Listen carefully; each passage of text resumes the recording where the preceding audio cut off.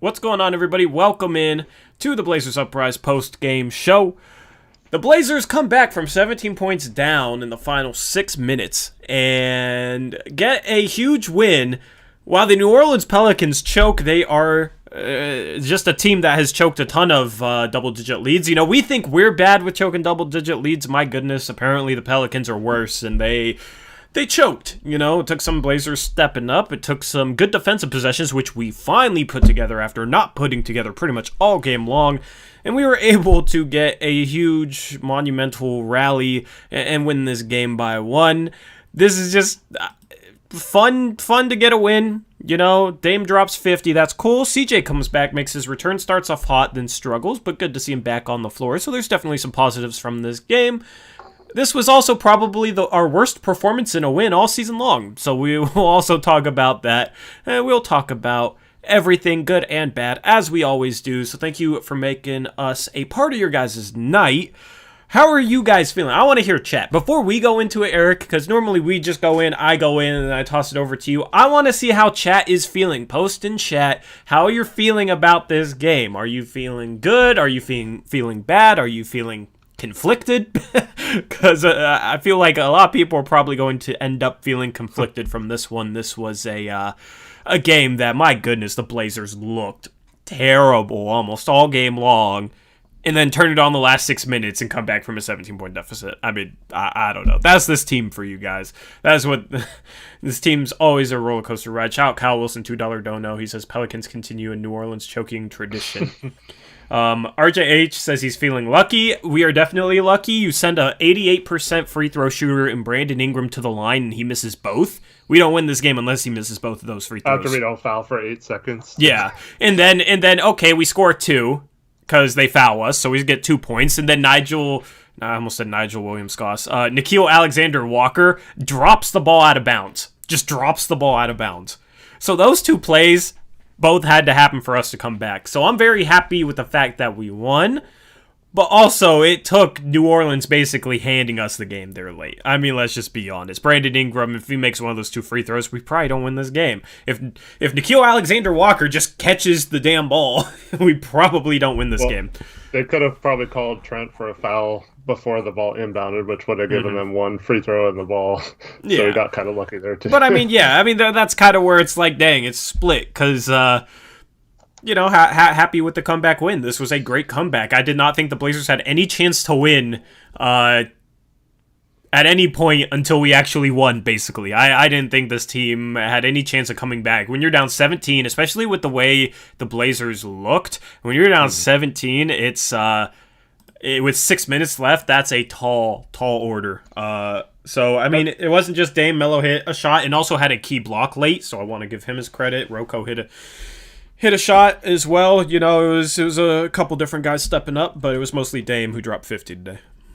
I have kind of a joke question for you, Tori. Yes. When you win, even though you didn't deserve to win, you probably should have lost. How does that work with the it's hard to beat a team twice in a row thing? Since we won the game, is that all that matters? Or did New Orleans really win this game and just choke it away, so we should be able to beat them next game now that we didn't really win this game? We just won. Huh. Or is that some sort of like vortex that's impossible to figure out? I think it's probably that. I mean, yeah, New Orleans basically won this game and then handed it to us. Yeah. And they won the game. They put in all the work to win the game, and then they put it in gift wrap, put a bow on it, and was like, here you guys go. You guys can have it, actually. So, I mean, if we're ever going to beat the same team twice in a row, you would think it would be the next game, considering I feel like there's a lot more that we can look at where we went wrong compared to New Orleans, which played a good game for all but 6 minutes, and that 6 minutes lost them this one. So, I mean, you would think so, but you know if the Blazers lose the following game against the Pelicans, it's hard to beat the same team twice in a row. So, I think it's very conditional. Right, if we win, you know, they probably won't be saying that. They'll be saying, you know, we fixed some things that we were doing wrong in the first game, but if they lose, it's hard to beat the same team twice in a row. Yeah. Great question, by the way. We definitely have to play better than we played in the first 3.5 quarters. game if we want any chance to win, and that's against most teams. So Yeah, shout out WN for the $5 dono. Kind of embarrassing that it took Melo risking getting a flagrant to get this team to play defense. I don't think that's why this team played defense. I thought that was actually a silly play by Melo, but it wasn't even a flagrant. It wasn't even a technical. I think he got lucky that it wasn't a technical. If that's a technical, we lose this game, you know? And I think we got lucky that they didn't call that a technical. Melo just straight up shoved him. I was shocked that it wasn't a technical, but honestly, I wish they would be a little bit more lenient with that type of stuff anyway, you know? It wasn't something that looked like it was going to continue on where you had to give a technical to try and calm things down, you know, because then players are less likely to risk getting a second technical than a first, but it wasn't something that was going to keep going on, you know. It was just a one play incident, so I like that they didn't call it a technical. They didn't need to. I just think we were lucky because most of the time they do call it technical there.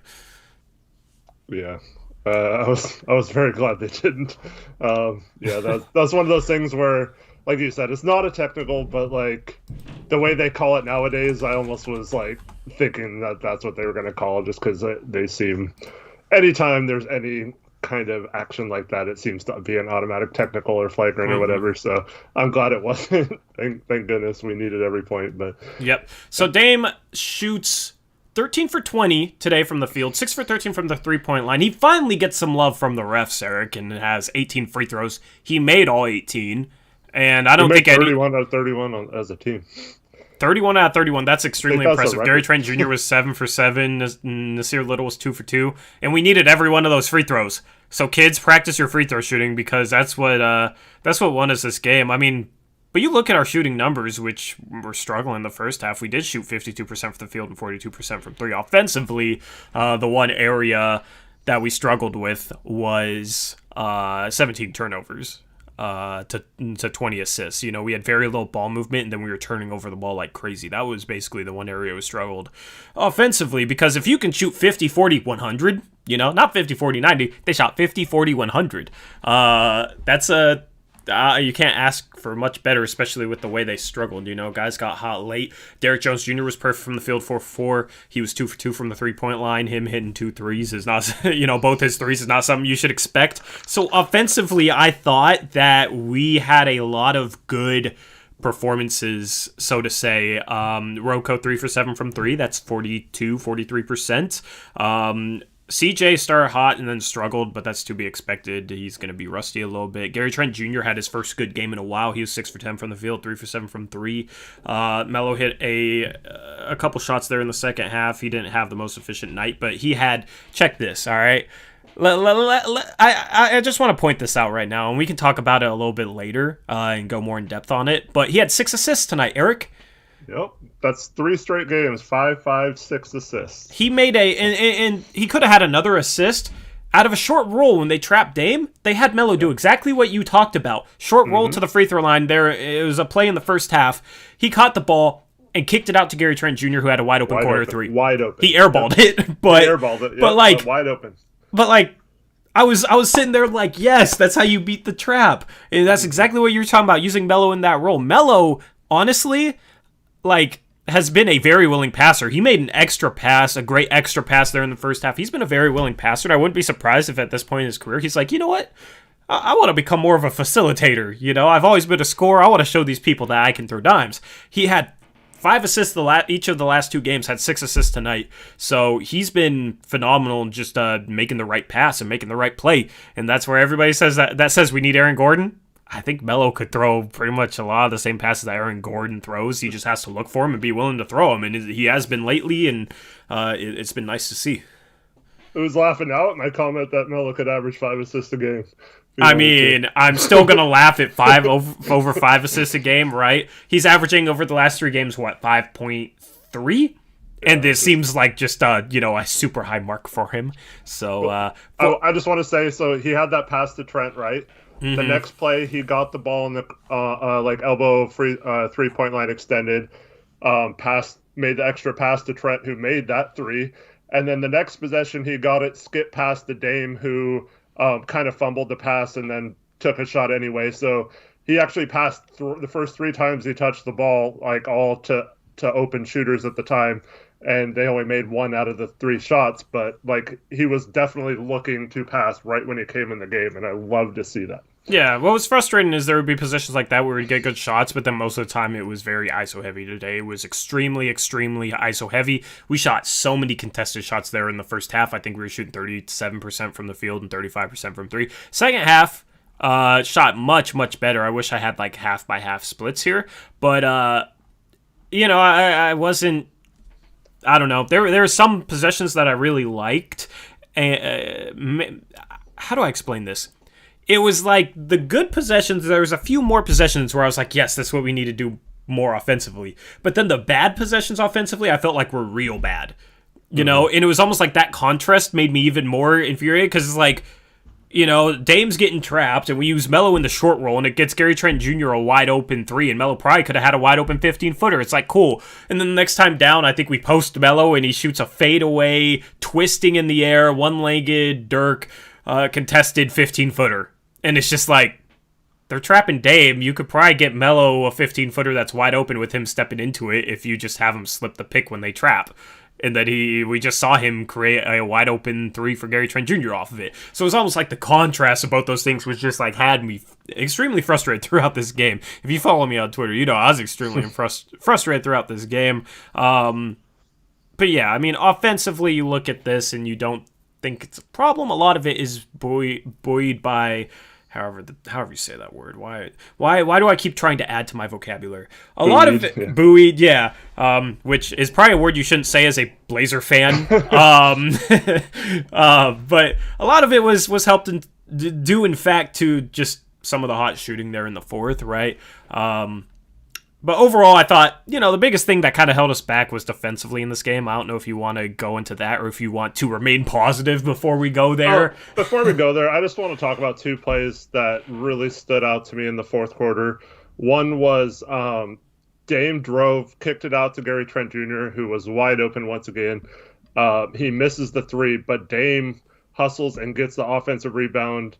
Oh, no, he kicked out to Hood. Hood missed the 3. Yes, I wanted to point out this play too. And I want to talk about why was Hood playing in the fourth quarter later, but we'll save that for the negative segment, right? Anyway, so Hood misses a 3, and it was in and out, but Dame hustles, gets the offensive rebound, kicks it out to Trent, who splashes a 3. That was a huge play in this game in the comeback. And then the other play that stands out was Melo on, I forgot who it was. It might have been Zion or someone driving to the rim, and Melo blocks him, and not only does that, but controls the ball, and we get a stop on that end. Those are the 2 plays that stood out to me in the fourth quarter. Yeah, I mean, Melo stepped up, got a huge block there. It's Dame isn't really known as an offensive rebounder, but he comes up with a huge offensive rebound and kicks it out for a wide open Trent 3. Melo isn't really known as a defensive player. He comes up with a huge defensive block. A lot of times when you're down by as much as the Blazers were, you need guys to come up with plays that you wouldn't normally expect them to come up with, right? You got to do the most if you're going to come back from a 17-point deficit with 6 minutes remaining, and I felt like a lot of these guys did the most. Melo coming up with that block, Dame with that offensive rebound. There's probably a couple other plays that I'm forgetting off the top of my head that you could point to that kind of embodies that. It still took New Orleans kind of handing it to us in the final 10 seconds, but it was. I mean, when you get down by a lot, you need a lot of things yeah, to go I felt like this team started playing hard defense, like started giving more effort in the final 6 minutes. I don't know if that's because it was actually effective, but here's the thing that infuriates me. See, it's like some people out there that want to hate will say, you guys are always so negative, and maybe this is a negative thing, but it's like when the team starts doing well, it gets me frustrated because they don't do it more consistently. You know what I mean? Like they're capable of playing better defense than we've seen, and we saw that down the stretch. The final 6 minutes, this team all of a sudden starts going all out defensively and has a really good defensive stretch to get them back into this game. Because New Orleans was on fire the first half of the fourth quarter, right? The second half of the fourth quarter, we start playing defense, and it's like, dang, it almost feels like if we just tried harder, we would be a better defense, and that's kind kind of what's frustrating with me is it's like we see this team coast on defense so much, it feels like, and then they end up down 17 with 6 minutes left, and it's like, okay, let's turn it on right now and start hustling and start going after loose balls and start playing sound defense and start making plays. And it's just like, why does it take being down 17 points with 6 minutes left for you guys to do that? You guys are talking about how you need to be a better defensive team. Why? How come that can't happen in the first quarter, in the second quarter, in the third quarter, in the first half of the fourth? You know what I mean? So that's kind of how I was feeling about that. It's like, your guys are capable of playing better than the third worst defense in history. My problem with that is, like, if you're going to convince yourself that you're going to be a good defense, it should not look that sloppy, and it should look like it is right off the bat. Maybe you don't have enough energy to sustain it for the game, so maybe, but like when you're trying to become a good defender, you have to start off the game playing that way, and you can't just start off the game giving up open shot after open shot after open shot. There was a play in the first half where Nickeil Alexander got the ball in the corner, and he was like wide open for several seconds, shot it, missed it. The rebound got batted out. They passed right back to Nickeil Alexander-Walker, who stood there for like 5 seconds and then finally shot it and cashed it. And like we just had no one like guarding a guy twice in one possession. It's like stuff like that. It's like if you're trying to be a good defender, you would at least have someone flying around trying to get to these shooters. And they'd still maybe make some, and then you could say maybe they were hitting shots and we gave it all we could. We left it on the floor. But it's not showing up at the beginning of these games, and it's obviously not showing up in our defensive overall like stats and things like that. So, like, why don't they come out with that fire at the beginning and say, let's lock a team up and build a lead so we don't have to have these furious comebacks and these miraculous performances by Dame? Yeah, I mean, and Dame missed a couple clutch shots, took some difficult shots there that were close in and out, but cashed it in, was clutch at the free throw line when it counted, and had that clutch rebound kick out to Trent, so he made some clutch plays, even though, you know, the two late threes he had didn't go. Let me get to a couple of donos real quick. I would have been, before you get to that, I would have been interested to see if he would have made that shot that Bledsoe fouled him on. You know, because that was a tough shot, but knowing how clutch he is, he was kind of like leaning into it on the run, but he got a lot of elevation, which normally he doesn't get that much elevation, but he kind of had to. Would have been interesting to see if he would have made that shot. Bledsoe kind of maybe bailed him out a little bit by fouling him, but it's also Dame, and he hits those types of shots, so that capped off kind of their collapse, that foul. Well, I think he was trying to foul him on purpose before he shot it, but that was super dangerous with Why Dame would they try to foul on purpose down one with 5 seconds left? Oh, you're talking about the second Bledsoe foul. The second Bledsoe foul. No, not the first one. The second one that sent Dame to the line down one for the 2 game-winning free throws. Yeah, okay. I was thinking the one where we were down 3, and Dame caught the ball and kind of hesitated and then dribbled and he got fouled. With that one he was obviously trying to foul on purpose. Yeah, yes. I thought you were talking about that. I was talking about that second one where it was a 2 and he was like on the run leaning in, got a lot of elevation. Would have been interesting to see if he would have knocked that down. I don't understand shooting a long 2 or a 3 in that situation down 1, but it worked out for us, I guess, so I can't complain. Yep. Shout out JM, $5 dono. He says, just want to take a sec to appreciate how privileged we are to have the chance to root for a player like Dame. We are so freaking lucky. Yeah, we are very lucky. Terry Stotts is very lucky. Like, a lot of people are lucky to have Dame because he's just a phenomenal player. Did you see? Okay, let me go into rant mode for a second. Reggie Miller had Chris Paul. Are the Valley Podcast guys here by any chance? I wish they were for this, bro.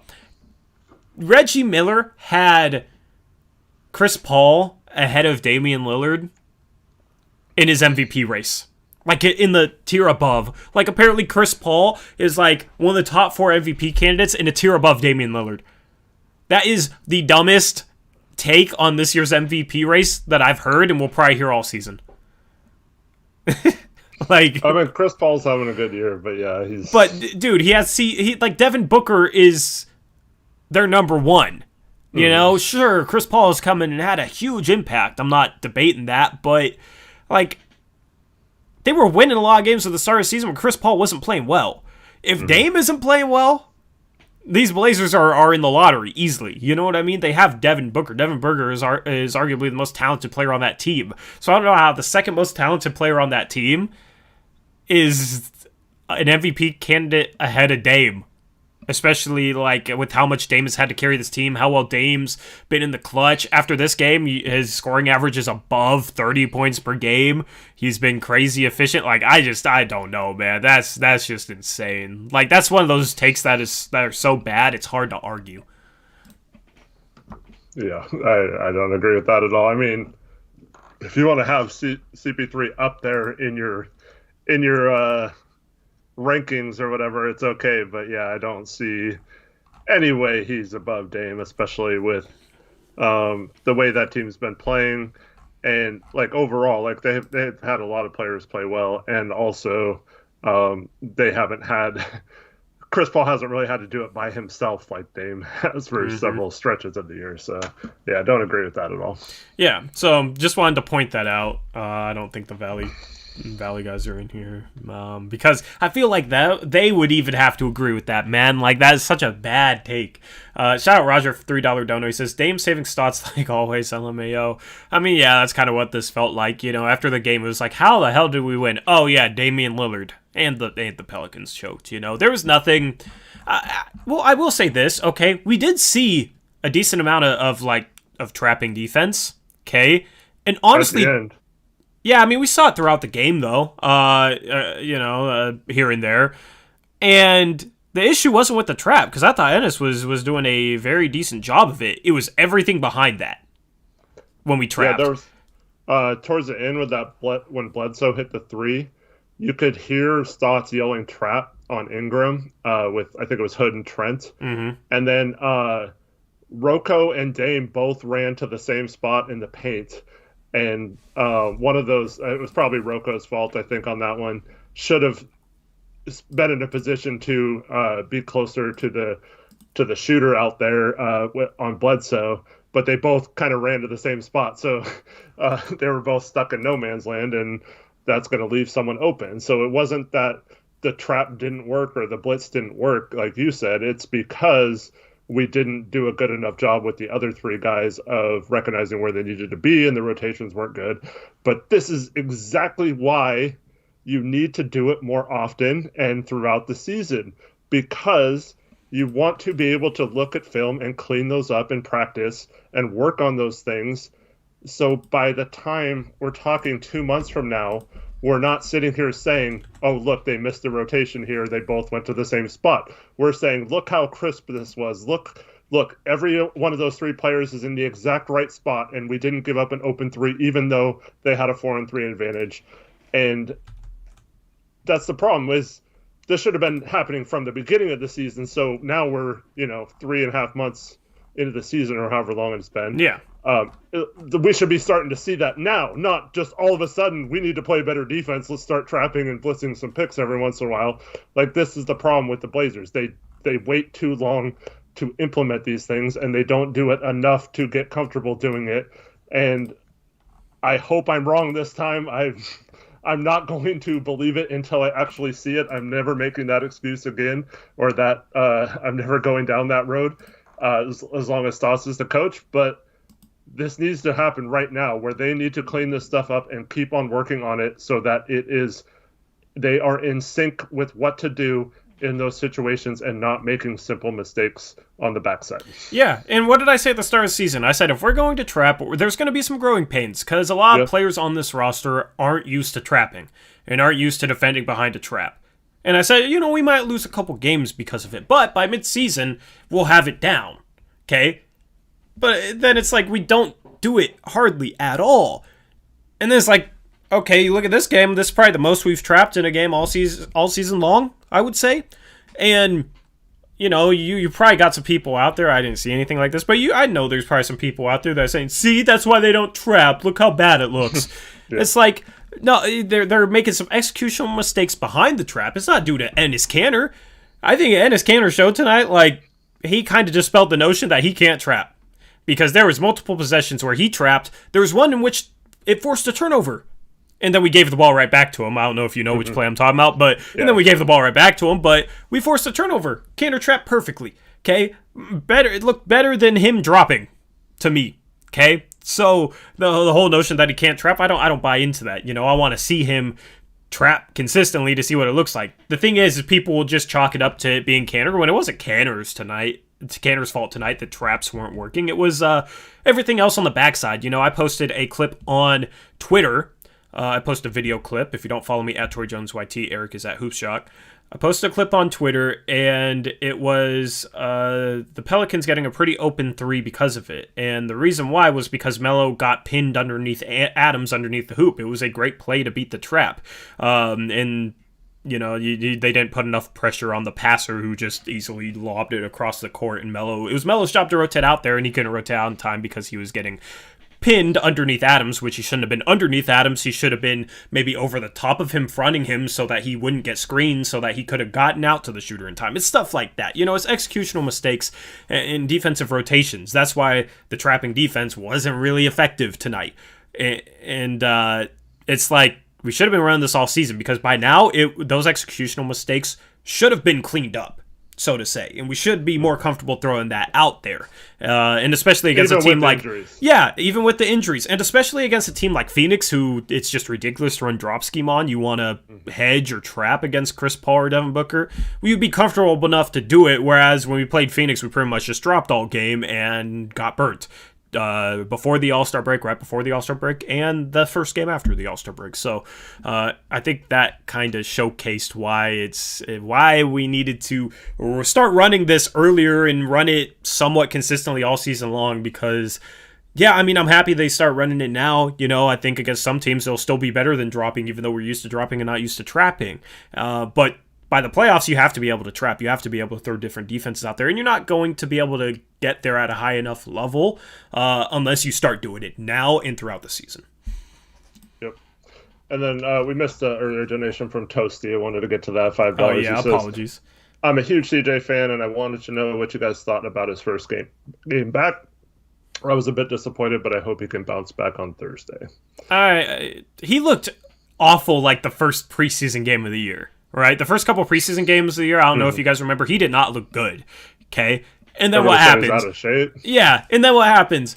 The start of the season, first 12 games, he's averaging like 27 points per game, shooting, I forget what he was shooting from three, but a really good clip from three, and was just phenomenal. You know, the best basketball he's ever played, possibly. So I'm expecting him to struggle for a couple games, maybe. But then he'll be fine. You know, he'll bounce back and he'll be completely fine. You know, he just has to get a feel for the game. You don't play in live game action for 2 months.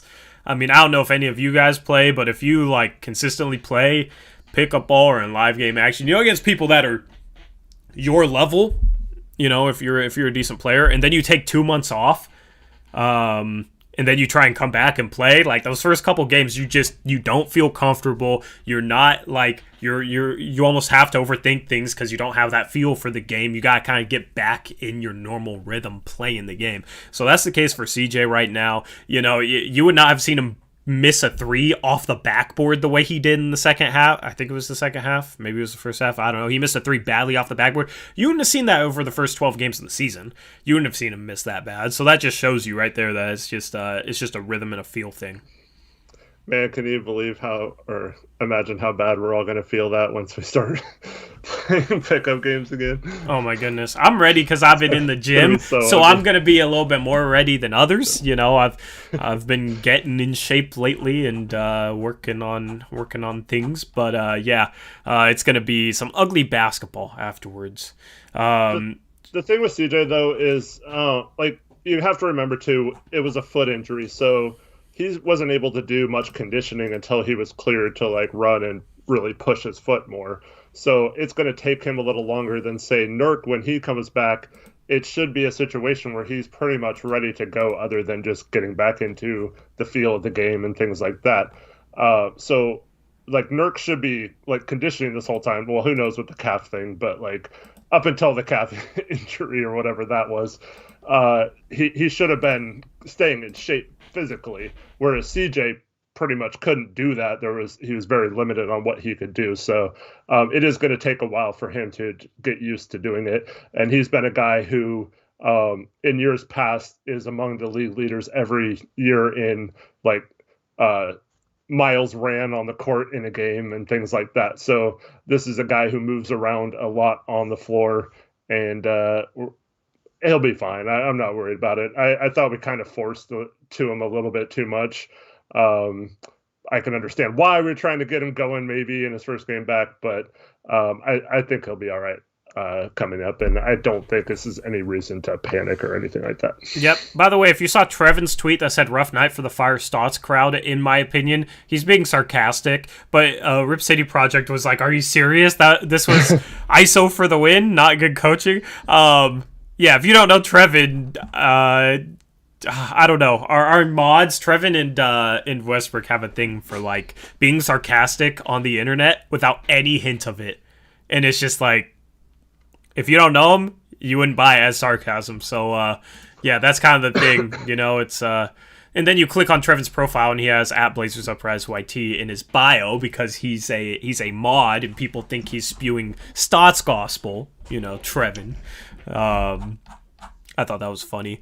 But shout out RIP Blazers $2 donor. He says, Kenny, fourth quarter post, Dame the reason Stotts keeps his job. I mean, yeah. You know, I don't want to go into that whole conversation. I don't disagree with it, but I just want to try and be constructive. I don't know. Positive / constructive criticism is what I'm going for on this post-game stream. It's always weird when the team like plays really bad and then they have this...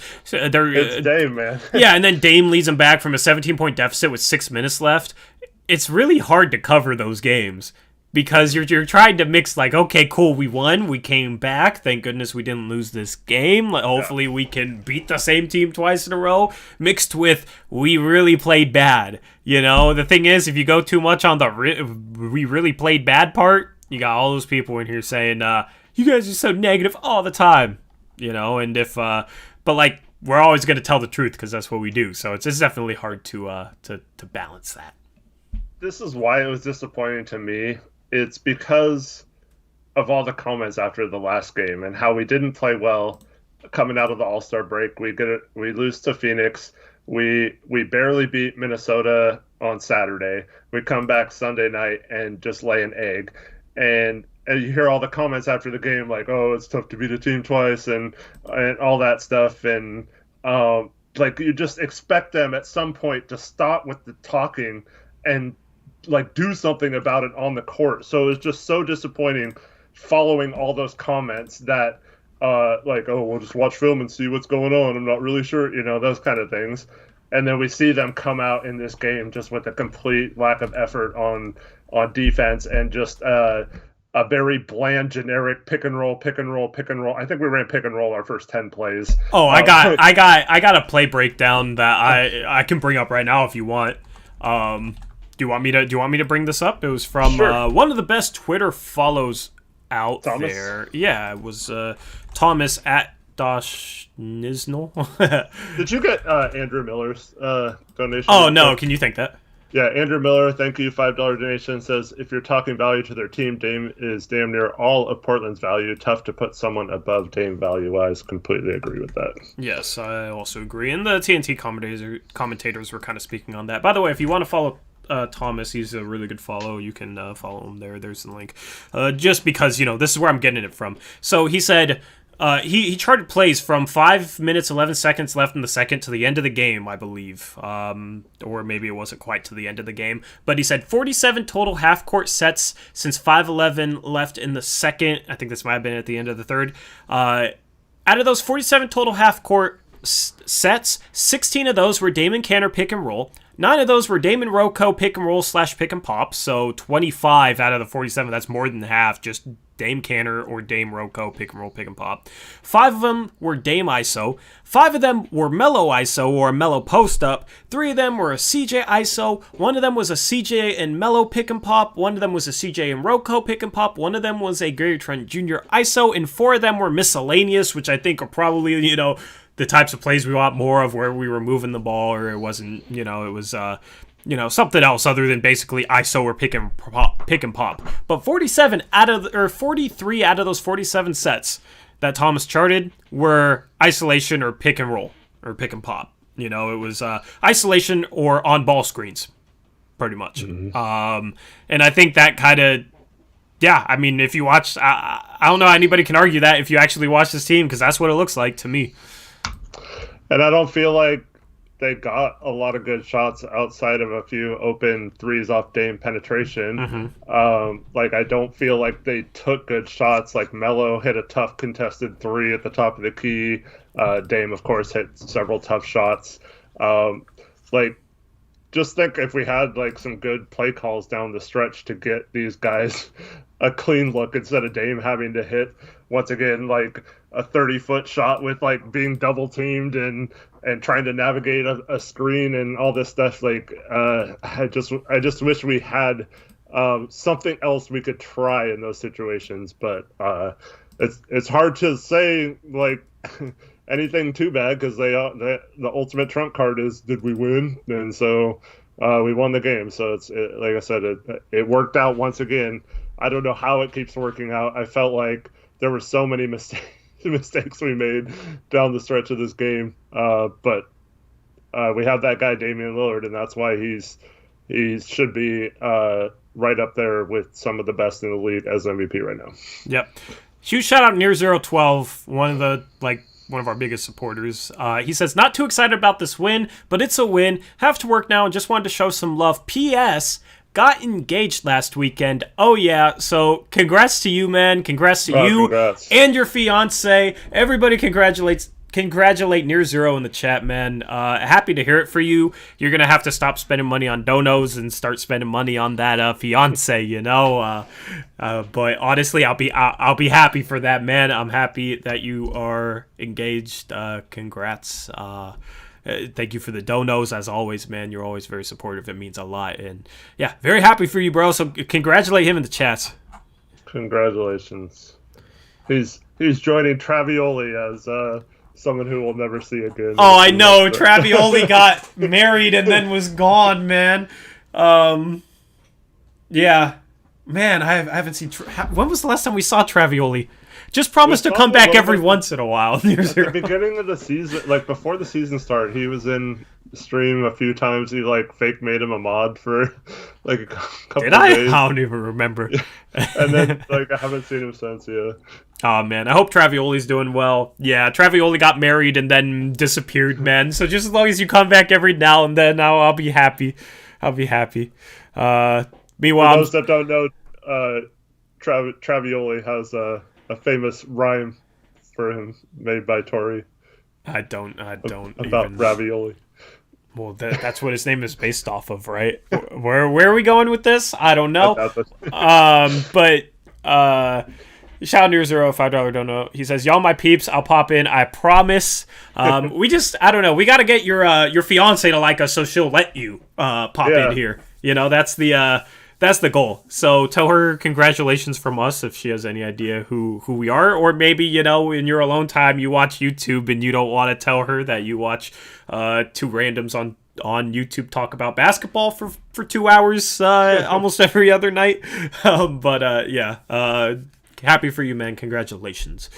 I think it was Michael Ranella or something like that. He was saying how his wife watched with him in bed or something. Something like that. Yeah, you gotta get that going, Near Zero. that's just some extra stuff right there. Near Zero says she already does. Okay, then tell her congratulations from both me and Eric, and from everybody in chat. Dame for MVP, you know that you saying that number specifically gets you banned for 5 minutes. Same with you, Westbrook, and same with you, Leo. If I see any more of that in chat, 5-minute bans for you guys. Just to throw it back since we're getting nostalgic here. Snackin says you should try and get a coach license, Tori. I want to start an AAU program in Vancouver. That'd be pretty cool to do. So I could show that, oh, wait, the guy that thinks he knows more than Stotts might actually know more than Stotts. I'm just kidding, but it'd be cool to coach AAU. That'd be fun to do. So Bruce Davis says his wife knows about Tori and Eric, so that's what's up. Ian, I'm not going to tell you why. I just said no more of that. Malcolm, I said no more of that. You're getting spammed. Isaac, yeah. AAU was an NBA Tory. Oh my goodness, man. Bro, it's everybody. We're going to have a dead chat here in a second. So let's get back to this game. I got to make graphics. I haven't made graphics in a while, so I'm going to work on those. So I don't know. What else, Eric? You fill some airtime while I work on this. Cuz here's the thing. When I make graphics, I got to mute my mic. I try and do a pretty good job about that. I'm pretty sure you guys don't want to hear that all the time. So, yeah. What else from this game do you want to cover? Well, people are saying that Stotts said they blitzed pretty much the whole game. The draft side. I'd be interested to see his post-game show tonight. I'm very curious to see what he says and what the players say, and if they're like, "Oh yeah, we're really happy with this," because I wouldn't be if I was one of them. So there's a couple things rotation-wise that didn't make sense to me. One was, like you mentioned, Derek Jones Jr. hadn't missed a shot from the field. I know he was kind of struggling on the defensive end a little bit, but I don't understand not going back to him in the clutch. Once again, it works out because we got the win, so shut up, Eric, right? But like, I don't understand why Hood is in the game with like 2 minutes left in a close game, and we're relying on him to make plays and stuff. I really like Hood. It's nothing against him. He just does not deserve and has not earned the right to be in there at the end of games. And I thought Derek Jones should have been in that situation. And then well, let me just touch on that too. Why, for the last like defensive possession they had after the timeout, why was Hood in the game for a defensive possession and Derek Jones Jr. wasn't? I don't think he was in the game, and Nas wasn't in the game either. Well, this brings me to my next point. So we're down 3, right? We put CJ in the game, and then there's a timeout, and then there's Dame shoots the free throws. We have a chance to sub. We leave CJ in the game, like, for defense, knowing that Dame is going to, like, most likely make both shots, right? And even if he misses, wouldn't you want, like, you knew they were going to lob it down. Even Jordan Kent knew that. They said they were going to lob it down to Zion at the end of the game. Why would you not put like someone bigger down there to like deflect the pass? Or I don't know. Why would you have CJ in the game? Why would you not put someone bigger to like guard the inbound pass so it made it a tougher pass or something? Like, I just don't understand. Why I thought they were going to make that final look, to be honest. Yeah, that Zion look, yeah. Why we have some of our weaker defenders in these key situations, especially on possessions when we know we're going to take timeout right after, like, if we get a stop, we're calling timeout. So, like, I don't understand, like, leaving your offensive players in the game in those situations. And I know some of that this year has been because of injury. We don't really have the ability to play many people. But like you said, we had, like, Nas and people like that on the bench that or Derek Jones that I don't understand why they're not in for defensive stops. Yeah, I agree. The situational like lineups have never made sense to me. But once again, it's like this just adds to the list. It's like this is now the 8th game this year where we have had to have a stop on the final possession of a game, and we've somehow gotten it despite having the 3rd worst defense of all time. It doesn't make sense, but those numbers are going to balance out at some point. And Dame, I mean, his clutch numbers, even missing a few threes tonight in the clutch, are still like all-time great type clutch numbers. Yeah. So, like, you could put those up with any player all-time in the clutch this year. And we've won a lot of close games because of that. This is not something that's sustainable, especially against good teams. So I just hope that they don't just think, oh, we won the game, like we don't have to change anything, like we did everything perfect. And that's kind of what we've been harping on all year. But I'm glad we're talking about these things in a win versus a loss. But I just don't understand why we continue to make it seemingly so much harder than it needs to be on ourselves. Yeah, I mean, agreed. It's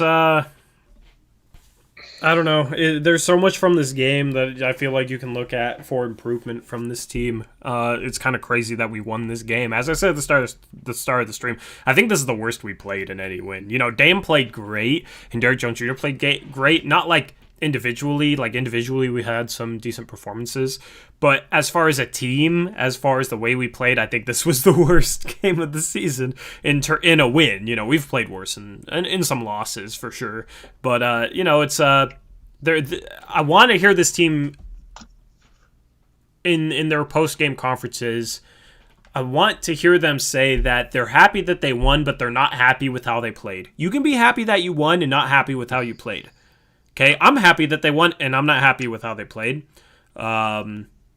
So yeah, I'm very curious for that. CJ the GOAT says the Siakam one was lucky that he didn't make those 2 shots at the end. Mm-hmm. Well, you know, we blew a defensive coverage and gave Luka a wide open 3 that he missed when he's been pretty clutch throughout his career as well.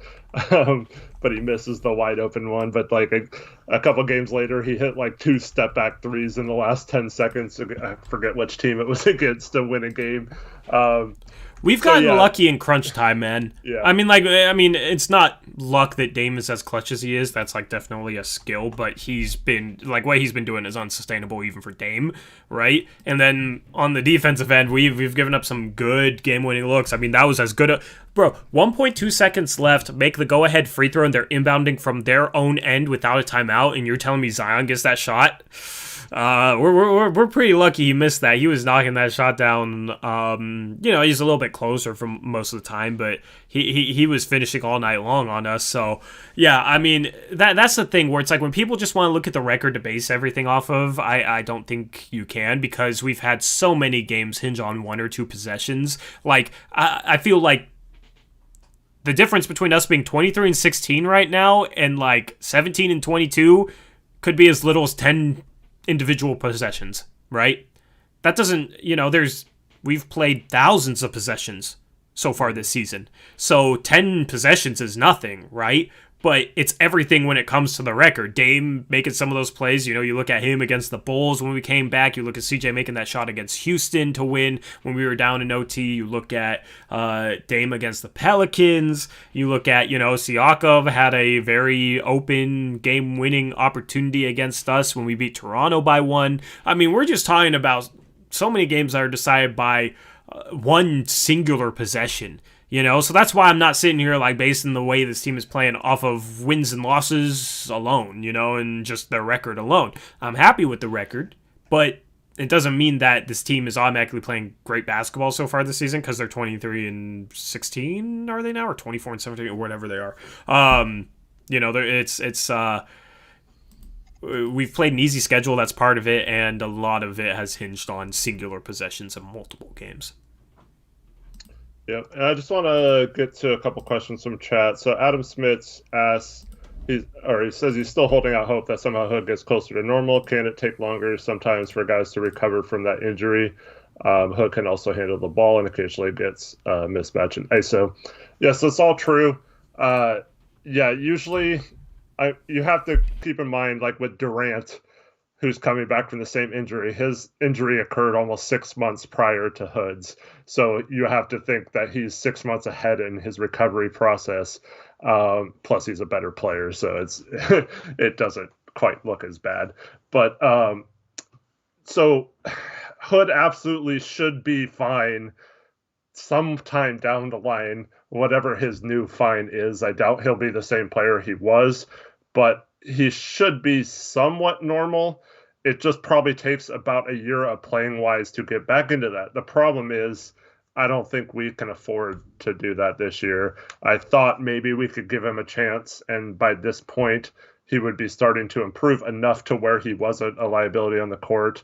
But it's becoming obvious to me as each game goes, and as we get guys healthy and have to cut minutes out of the rotation, that I just don't think Hood should be playing. Yeah, see, like last year, even if Hood was playing like this, we had such little depth last year that he would still be seeing minutes and nobody would be saying they shouldn't play. But we have too much. Yeah. We have too much depth this year to just play Hood as much as we are. And we only gave him 11 minutes tonight. Nas played 18. And Nas only had 2 points, was 0 for 1 from the field. That was him missing a 3. But he had 4 rebounds. He had an assist. He had 2 blocks. He had some very impressive defensive plays, and we needed defense in this game. So, and then you look at Rodney Hood, he's 1 for 3 from the field, 1 for 2 from 3, and doesn't really provide anything other than scoring ability at this point, where Nas, I feel like, can do similar things in terms of scoring the ball, but like every other intangible area, he's better. You gotta give Nas a chance, in my opinion, and I'm glad that Nas played more than Hood today, but I was baffled that Hood was even in the game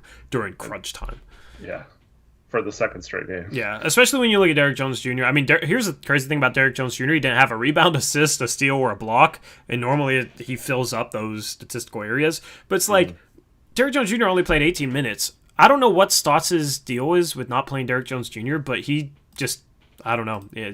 I feel like Derrick Jones Jr. is always deserving of more minutes than he actually gets. And Toasty asked, do you guys think playing zone was the right move? We only saw a zone a little bit, and it led to open shots, in my opinion, almost every time we ran it. And here's the thing. When they missed those open shots, it led to offensive rebounds. Yep, because we're not a good boxing out team. So when you combine those two things, where one is people have no idea how to play a zone, which is ridiculous in my opinion, but it leads to, if they just made 2 passes around the perimeter, someone was open. And then, like Tori said, a rebound comes off and you're not in position to box out. So that's why they got so many second chance points. And we hardly got any second chance points. That's another reason why our offense was struggling a little bit to score, is we weren't getting our normal points off second chance points like Kanter usually provides. I don't know if that was just Steven Adams taking him off the boards or like what was going on there, but Kanter definitely didn't have his normal impact on the boards in this one. But yeah, I like running zones at certain times in the game just to throw something different at a team. But the zone we usually play is really bad when a team's shooting like 40 or 50% from 3 against you, because they're already hot. They're already like feeling it from 3, and you're just giving them open threes because we're not locked in on defense. So I don't like going to zone in those situations. I do like having a zone defense that you can occasionally go to, and I do think that is yet another wrinkle. So then if you bring it in, and there can be possessions in a playoff game where you could run drop, you could run trap, you could run hedge and recover, you could run a zone. You could do so many different things, and you could do different things throughout the game. I think that's the only way a bad defensive team can be good on defense, is if they're predictable. But with a zone and with trapping and with blitzing and all that stuff, you have to be aggressive with your defense. And we play a conservative defense. Everything seems like we're just trying not to mess up or trying not to make a bad read or whatever. You don't have people taking a lot of chances. You don't have a lot of really tight pressure on the ball. And those kind of things will always lead to open shots if you're not pressuring the ball in a way that causes some bad passes occasionally, or someone to pick up their dribble in a bad spot, things like that. So you have to be able to play these defenses aggressively and be locked in on all of them. So I get why they would do that. I just don't like, because there was a point earlier in the season, remember, where we came out a game and we ran zone almost the entire game. And then Stotts is like, oh, see, we switched up our defense and it didn't work, And then and we went right back away from it. And that's not what Tori and I have been saying all along. We want to be able to use different defenses in different situations and all that stuff. I didn't think it was the right situation tonight, but I can't necessarily fault them for trying something different when nothing else was working either. Yeah, I'm glad that they at least tried some different things. It's I would be a lot more infuriated if we just ran drop scheme and we saw it do this bad. Yeah. I mean, if you try a bunch of different things and it still struggles, I mean, I think part of the problem is that we aren't willing to do more throughout the season, so that's why we struggle with other schemes more than we should be. So it's still something that I hold the coaching accountable for, because we should have been running trap all season long at times. And if we had been, we would have been more prepared to play it tonight, and it would have been better tonight. night. So I think that is a mistake with the coaching staff. But in terms of this game alone, I don't think there's anything they could have done in this game in a vacuum, in isolation.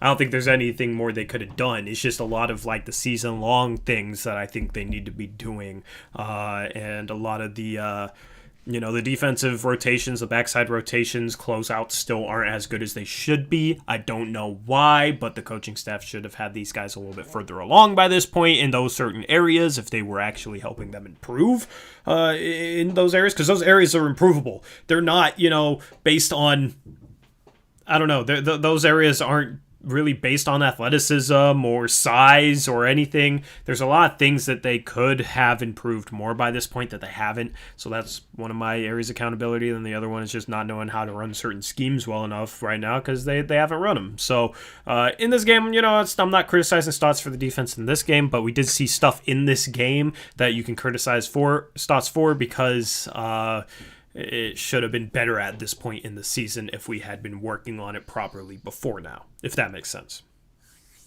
Yep.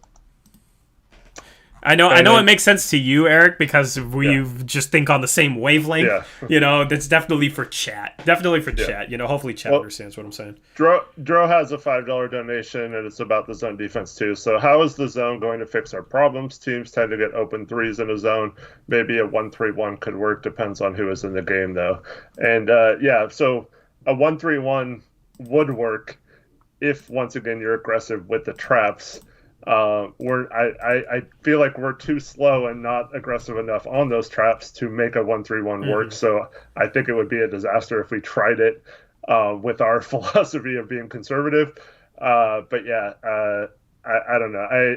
I do think every team should be able to run that defense at some point if they need to, but I just don't see that being the answer to any of Portland's problems right now. Yeah. And I don't think they should try gimmicky stuff. I think they need to lock in their regular defense and do simple things better versus trying to just have some like weird defense that people have to figure out, because it'll get figured out by the end of the year and then we'll be right back to the same place. It's almost better to just throw those defenses out as a new thing in the playoffs, because like gimmicky defenses like that, it's almost like the element of surprise is how is the only way it'll be successful. You know what I mean?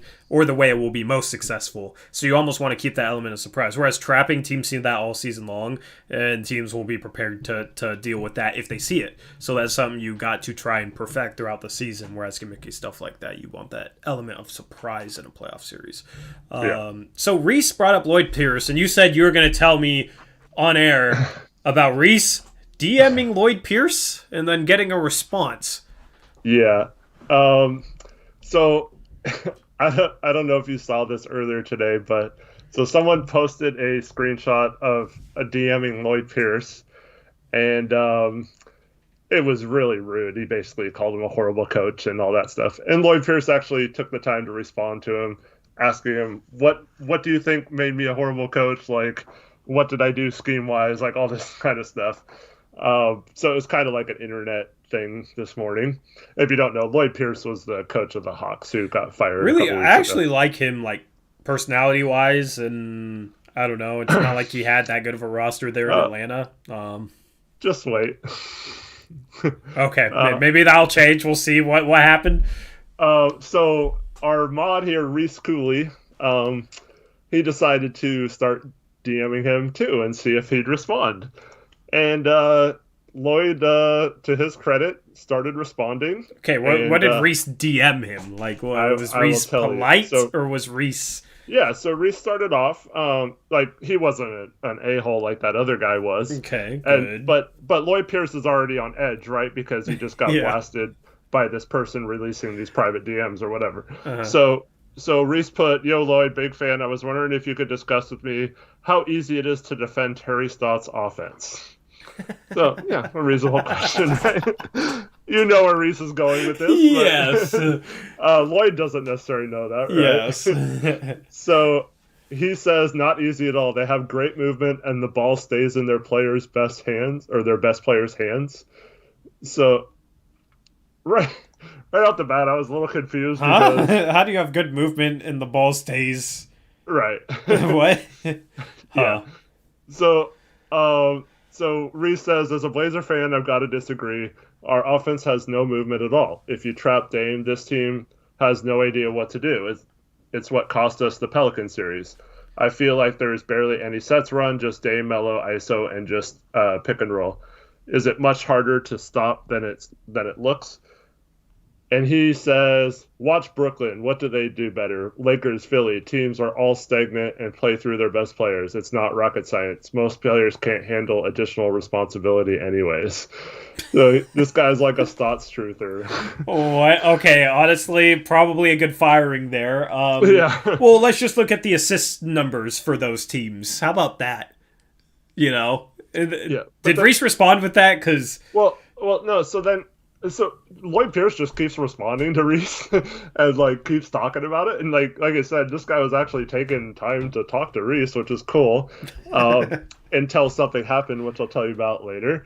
But so he said they run one up, thumb up, and there are flares, off ball screens everywhere, really hard to defend. But then he says, once again contradicting himself, what did Golden State run on playoff years? Off-ball movement. Difference is Draymond is the main facilitator. Portland misses Nurkic and CJ. Having ISO guys is a luxury in all caps. And then he says, you want to play through Derek Jones and Covington if you trap Dame, then do what from there?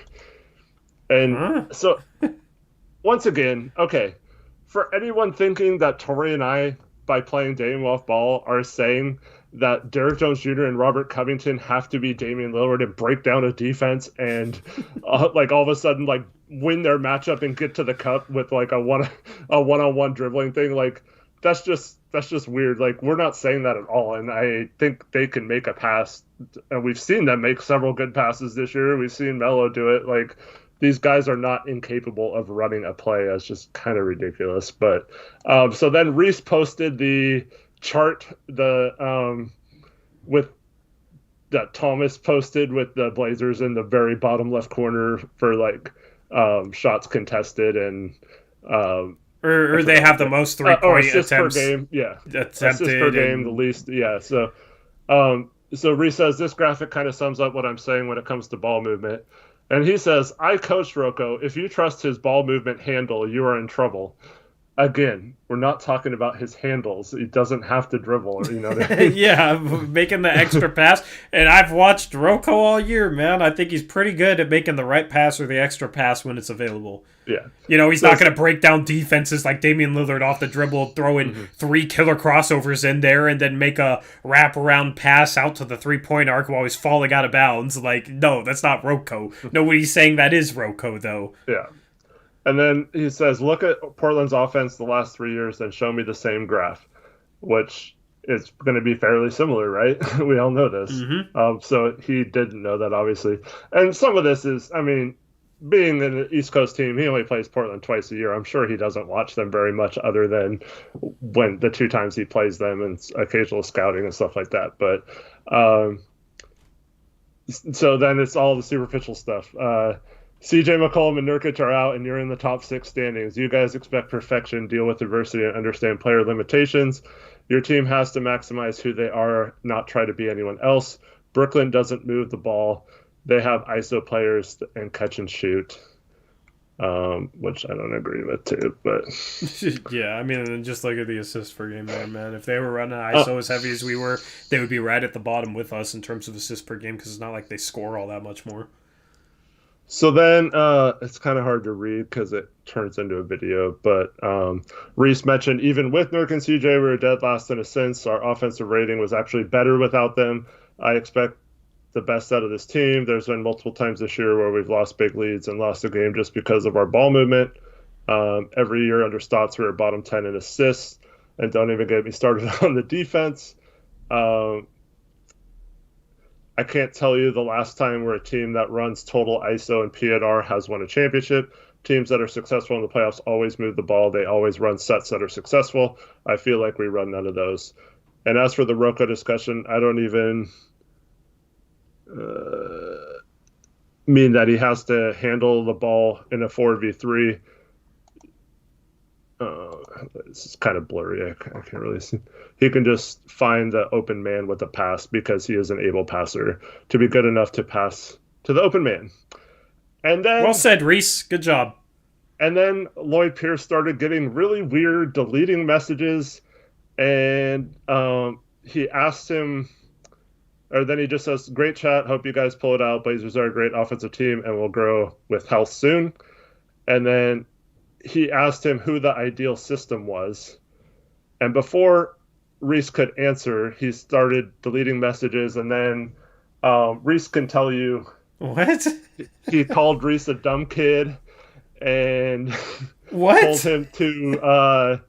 I forgot what else he said, but he tried to say a bunch of other crap about him. And so what happened was Reese was, telling us in a private group chat what was going on. Like, he was sharing his conversation. We were like, ask him this, ask him that, right? Harrison Everett, he's the fired coach from the Hawks. He just got fired a couple weeks ago. So, like, Reese wasn't making this public, right? He was just sharing it with a few people in a group chat, right? Which I think is totally fine as long as everyone in there is cool and doesn't share it. Well, our boy Lavo decided to post all the pictures and put, "No wonder this guy doesn't have a job." And Mr. Lloyd Pierce saw it and then got mad at Reese, and yeah, all this stuff. Okay, so that's the last straw with that. That's the last straw with him. Hopefully he got kicked. Did you guys kick him? I don't know what happened, but yeah. We'll find out right now. Like, the guy was being... okay, you guys didn't kick him. Okay, well, I kicked him right now. Well, okay, so I don't agree with anything he's saying, and it's, once again, yes, I can understand if those are his coaching philosophies, why he no longer has a job.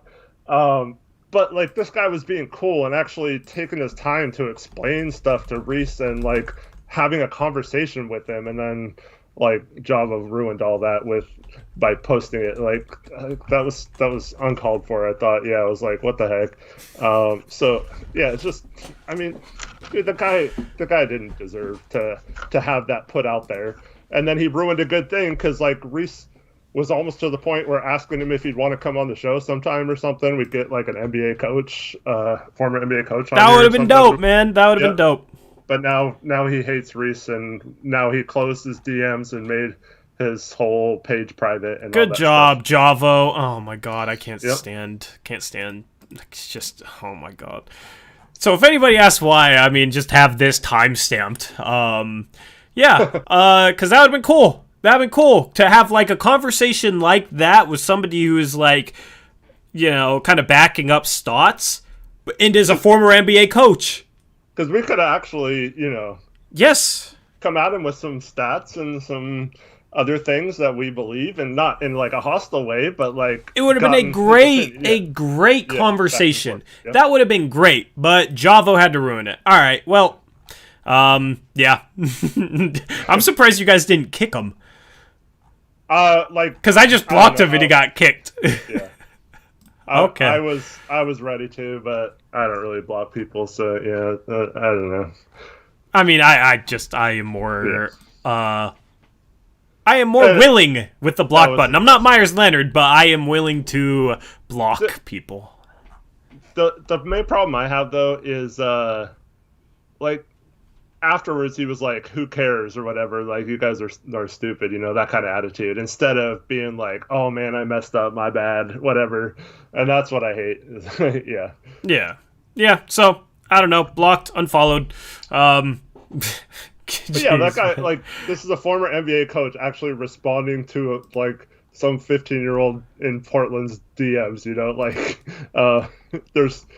There's no way we should have put him on blast, or anyone that saw those should have been like, "This is why this guy was fired." Huh? That's not Javos to share. Yep, exactly. He should have asked first, and he didn't. And yeah, that sucks. If it would have been his own DMs, fine. Like, DM him yourself and then post them if you want to do that. But yeah, Dro $2 dono says, "Get that snitch out of here. Pierce is a good guy." Yeah, I mean, I don't know. I understand. Like, dude shouldn't be calling Reese a dumb kid or anything, or being weird. But like, if you're in the spotlight like that and you have a bunch of people in your DMs, like, I understand why you'd be a little on edge. And now Javo just completely. You have to keep in mind though that, like I said, he was already on edge because of stuff that had gotten posted out of DMs. And despite that, he was still nice to Reese in the DMs, and then Java had to ruin it. Westbrook says it's not really kick-worthy. It's a learning experience.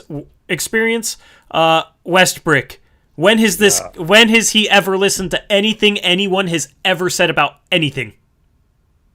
Do you think that's going to be a learning experience for him? Nah.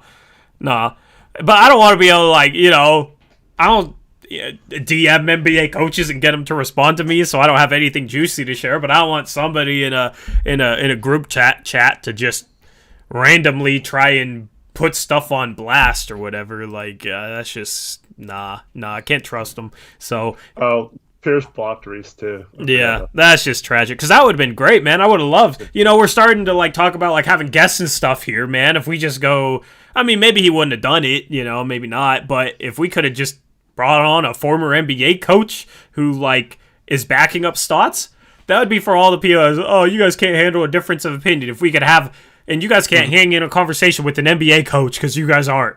That is just dispelled both those notions. If we could have a respectful but, like, legitimate conversation. You know what I mean? But, yeah.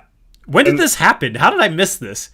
It was, like, this morning / like lunchtime. Well, that's why I missed it. My heart been the best. But, like, for those saying that he wouldn't have come on the show, like, Reese was talking in the group chat about, like, I'm gonna angle this to possibly see if he would like to come on the show sometime, and I think that would be really cool. So, like, he was about to take the conversation to that route, so who knows if he would have, but, like... Yeah, but, bro, huge shout-out to Reese, then. For Reese, man, appreciate you, bro.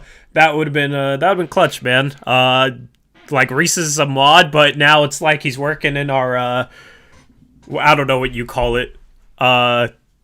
You know how, like, media companies, they book guests and they reach out to people. It's almost like Reese was doing that with a former NBA coach. Our mods are the best.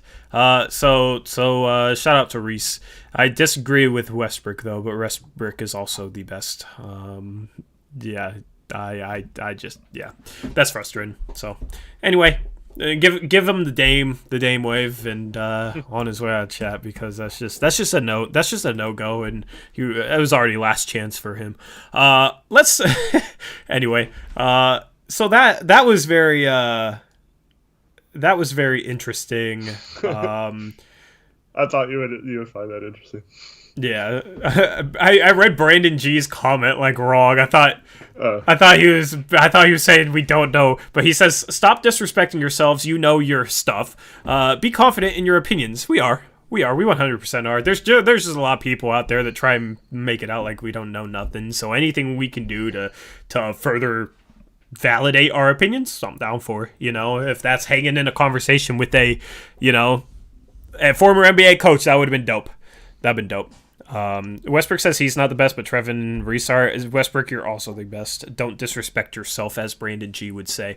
Let's move on and talk about the players. That was a great segment to bring up on stream. I'm glad I didn't know about that, and you just hit me with it. So the only reason why I brought it up, by the way, is because it all became public anyway. If it would have stayed in the group chat, I wouldn't have said anything until he agreed to come on or whatever, or didn't want to come on, and then I would have just left it at that. But yeah, it was already out there anyway. So yeah, damn, man, that's unfortunate. And Reese gave me permission to talk about it. Yeah, that's unfortunate. Anyway,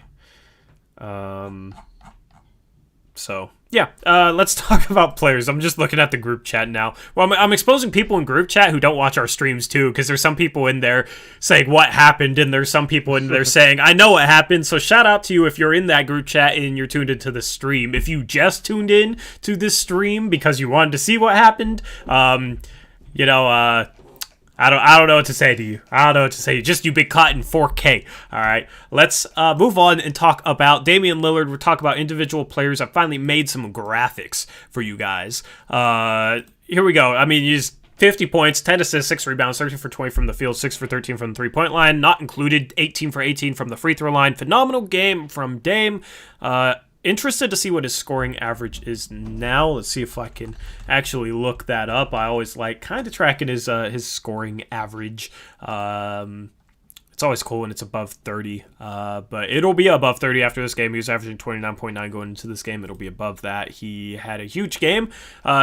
We hadn't seen a 50-point performance from him this year, and I didn't even think he was close to 50 points. Just at the end of the game, because I was watching TNT. I don't know what you were watching, Eric or chat. I watched local. Why would you watch local, man? Well, I watched the first Iron half, Eagle on, and I forgot it was on TNT, and then someone told me in DMs that it was on TNT. I was like, oh, I should switch it, and then I just never. Bro, Iron Eagle, I love Iron Eagle. I really enjoy his play-by-play commentary, and he was the play-by-play guy. So I was, and any, like, I'm not a big fan of the way the local broadcast paints things, you know. So I mean, I will watch national any chance I get at this point. Also, it's just a change of pace, you know. Almost every other game I have to watch local anyways, so why not watch national? That's kind of how I view it. But I forget where I was going with that. Why did I bring that? Well, Dame didn't. They didn't really talk about it until the end. Oh, yeah. They didn't talk about, like, they didn't say he was at 40, unless I missed it, or, like, at 45. Just at the end of the game, or after the game ends, Damian Lillard has 50 points. I'm like, just, jeez, man, because I didn't think he had 50. I didn't think he was close. Part of that is because, you know, he shot 18 free throws. You know, he only shot 20 shots. So it was kind of a quiet 50-point game that I didn't realize he even had until after the game. But, like, he hadn't had a 50-point game so far this season. He had been more consistent, you know. He's averaging about what he did last year, but he's been more consistent. He hasn't had the dips, and he hasn't had the peaks, you know, because he had 3 60-point games last year and a couple other 50-point games. He hadn't had a 50-point game yet until tonight. He went off, and we needed every one of his 50 points to get this one done. And as Brandon G puts it, I'm going to appreciate every millisecond of Dame's pride. We're witnessing greatness on a level the Blazers haven't seen since Walton. I completely agree. Like, just cherish these moments in these games. We had no business winning this game, and he willed us to victory. And, I mean, 2.5 points per shot is just incredible efficiency. Yes, definitely. I mean, 50 points on 20 shots just sounds pleasing, so to say. But let's move on and talk about... I definitely want to talk about this next guy. Let's talk about Gary Trent Jr., who had 22 points, 3 rebounds, 2 steals, 6 for 10 from the field, 3 for 7 from the three-point line. He was in a shooting slump going into this game, and it looked like it was going to continue. I think that was his first 3-ball he airballs, right? Yep. But then he gets another corner 3, opposite corner this time, like right after that, knocks it down. He had an efficient night. 22 points on 10 shots is extremely good efficiency. He was able to get to the free throw line 7 times in this one, which is quite a bit for Gary Trent Jr. I believe he only averages like 1.5 free throw attempts per game. So he was able to get to the free throw line, made all 7 of his free throws.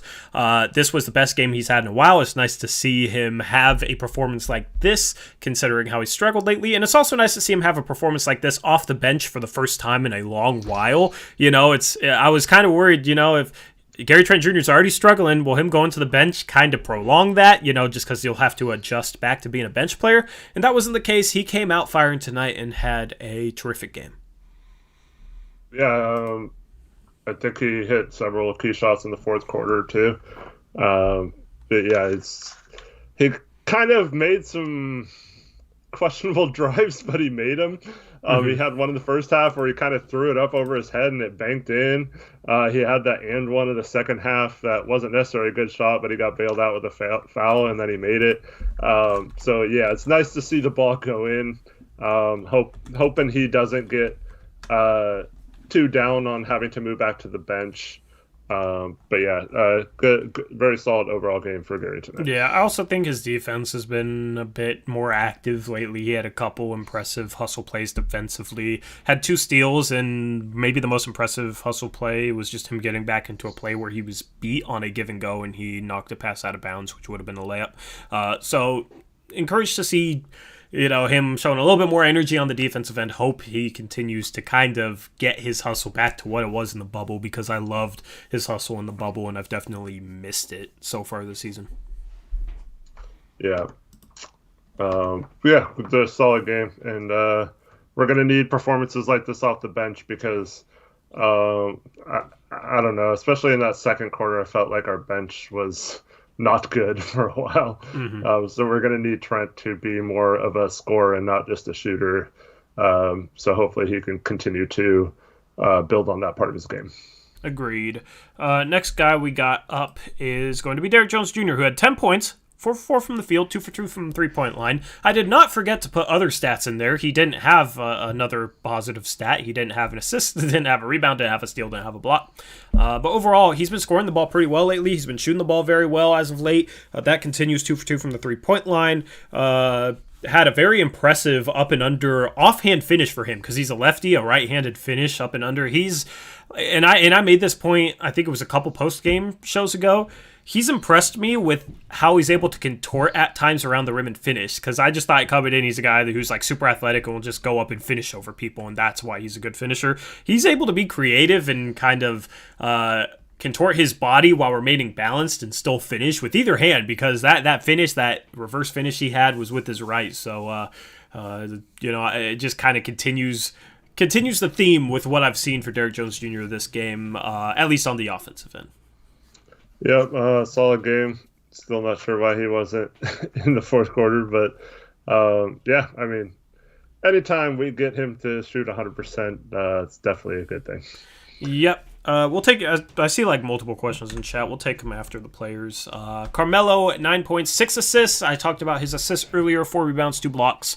4 for 10 from the field, 1 for 3 from the three-point line. This is the type of game where it's like, okay, earlier in the season, it was like if he had a shooting game like this, he was hurting the team 100%. But tonight, I will say this: he struggled more defensively tonight than I thought he had been in previous games. Got blown by off the dribble multiple times, but he played better defense there in the fourth quarter. He was kind of like part of our defensive effort ramping up there in the final 6 minutes. But then, like, if he's able to play make how he has and pass how he has the last 3 games, offensively he can be a positive player when shots aren't falling. If we're able to utilize his playmaking ability, his passing ability, and he's able to make the right pass, the extra pass for a 3, that lob pass to Nasir Little on that backdoor play last game. I'm forgetting.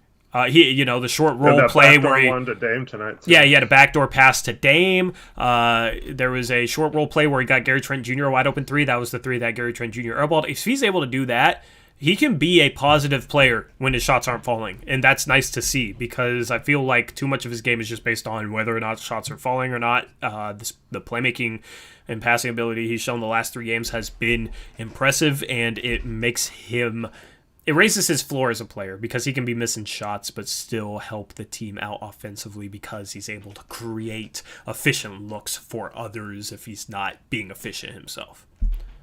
Yeah, I thought he had that one really bad shot from the side. It was like a sidestep 3-pointer. But if he just cut those kind of possessions out of his game, I think his efficiency would really ramp up. And like you said, he's unlike Trent in recent weeks. Melo's actually switched from being only a chucker to actually contributing in other areas, and I think Trent could definitely take a page out of this book and watch the success that Melo's having with this kind of play, and hopefully start playing that same way, where like sharing the ball and looking to maybe pass before taking a bad shot or whatever. But yeah, I really like he was struggling, so he only took 10 shots too. So like it's not like he took 15 or something and was like 4 or 15. So he's not forcing as many shots either. So yeah, I really like just the overall way Melo's looking to pass, and just his overall effort on defense is much improved. He's not going to be the quickest guy at his age. I'm not expecting him to be a lockdown performer on the defensive end. But as long as he can make an occasional play and not fall asleep and make super bad mistakes like a lot of the players do on this team, I think he's definitely a guy you can count on to be in the game in the fourth quarter, which is weird to say. Yep, I agree. I see a lot of questions about trades and stuff. We will cover a lot of the trade rumors on our next Blazers Uprise live stream, which will be on Thursday, going live between 3:30 p.m. or 4 p.m. Pacific time. We are 3 subscribers away from 1,000. We have 200 people in here. Let's see if we can get to 1,000 over there on our second channel, which we stream Mondays and Thursdays, as I said, 3:30 to 4 p.m. That's when we start. We go longer than that. We just start around 3:30 or 4 p.m. Pacific time on Mondays and Thursdays. So we'll be able to answer your questions more over there because we will go in on a lot of the rumors headed up to the trade deadline on Thursday, which is 2 days from now. And also, Monday's episode yesterday, we did go in depth on both Aaron Gordon and LaMarcus Aldridge. It was near the end. It was a long stream, but it was near the end. Yep. If you guys want to go hear our thoughts on that. Yep. So, let's move on. Oh, we just hit 1K. Appreciate it. Thank you, guys. There we go. We hit 1K on our second channel. That is a dub. Cool. We've been trying to slowly grind our way up to there. That's also where we do our picks against the spread segment, which is a lot of fun. It's been fun doing that this year, especially with our mods participating. Let's move on and talk about Ennis. He didn't really rebound the ball that well on either end of the floor. Adams kind of had his way with him. Adams only had 5 rebounds in 25 minutes. You look at the Pelicans. They out-rebounded us, 41-32. They had 10 offensive rebounds to our 4. But what's crazy is their leader in rebounding. Do you know who it is? No, I don't. Josh Hart. In 28 minutes, he had 9 rebounds. The next closest guy was Brandon Ingram with 6. So it was kind of a team effort, but Kanter didn't get an offensive rebound in this game. He kind of struggled to control the defensive glass. So rebounding-wise, he struggled. Defensively, I thought he was pretty decent, honestly. They had him trapping, and I think he did a decent job trapping. I thought Enes Kanter wasn't really where our defensive issues lied tonight. Everybody's saying Nurkic is going to come back and fix things. I look at a game like this, and it's like, I don't see how Nurkic is going to be that much better than what Kanter provided us tonight and fix all our issues, especially considering, tonight we give up 16 for 33 from the three-point line. Like, how is Nurkic going to solve us giving up 16 of 33 from 3 against a team that isn't known for shooting the ball that well? How is getting a center back like Nurkic going to solve our three-point defense? I don't see it. Overall, I thought Kanter was very... he was okay-ish. He finished well. Had to shoot a desperation 3. Almost made it. That would have been awesome if he made that 3. He was 4 for 5 inside the arc. So efficient. Just didn't really get it done on the boards like we're used to. Yeah, he had some nice finishes on some nice passes, mostly from Dame. He's kind of a non-factor tonight other than that. How many minutes did you say he played? He ended up playing, let me see here, 28 minutes. Yeah, so under 30. Yeah, there's going to be games like this. I feel like he wasn't really necessarily the problem at any point in this game, or the main problem at least. He wasn't like the solution either. Just kind of there tonight. He's not going to get like 20 and 10 every game. But yep. Shout out to the guy who said that Nurkic was going to fix our 3-point defense because of trust down low, you idiots. The mods hit that one, but I just wanted to say that on air just because of how ridiculous it sounds. Sure, maybe guys play a little tighter on the perimeter knowing they have a little bit more help inside, but if you think a center is going to solve our 3-point defense, I don't think we're the idiots. It might be you. I don't know, man. I don't know why you gotta make it personal, bro. Sounds like you got a lot of angst in your life that you might need to work on. So hopefully, you're able to chill a little bit, because calling us an idiot for thinking our center won't fix our 3-point defense, calling me an idiot, is just very unnecessary, I think. Let's move on and talk about CJ McCollum's return to the lineup today. Started off, I think, 3 for 3. He started off with 8 points in the first quarter. 2 of those were free throws. He started off 2 for 2 from 3, if I recall correctly. I don't know. Maybe I am an idiot. I can't remember things. 10 points, 4 rebounds, 2 assists. Struggled efficiency-wise. Only played 26 minutes in this one. Overall, just got to give him a couple games, honestly, get his win back, get his conditioning back, get his rhythm back, and I think he'll be completely fine. Not too much to talk about in terms of his play. I feel like overall he was, 4 turnovers isn't good, 2 assists isn't good. It wasn't a good game by CJ McCollum standards by any means, but considering his first game in 2 months, I'm not going to be hard on him at all for it. Yep, just good to see him out there. He was excited to play, it looked like. And like I said, conditioning is going to be an issue with his injury, and hopefully he just doesn't have any setbacks. And once his minute restriction is over, I hope he comes back. But yeah, give him a week or so to get back in the flow of games, and us not using that as an excuse to explain why we played bad tonight, because I don't think like even CJ was necessarily a problem on defense or anything either. But yeah, it's just going to take him a week or so to get back in the flow of games. Yep, agreed on that one. Let's move on and talk about our next player, which is Rocco. Filled up the stat sheet. 3 steals, 2 blocks. It's always nice when he has, 5 or more of those 2 categories combined. 3 for 7 from the 3-point line. That's over 42%. Continues to shoot the 3 ball well. Missed an attempt inside the arc, but overall was a pretty decently efficient night for Rocco, considering he shot the 3 ball above a 40% clip. Overall, solid game from him.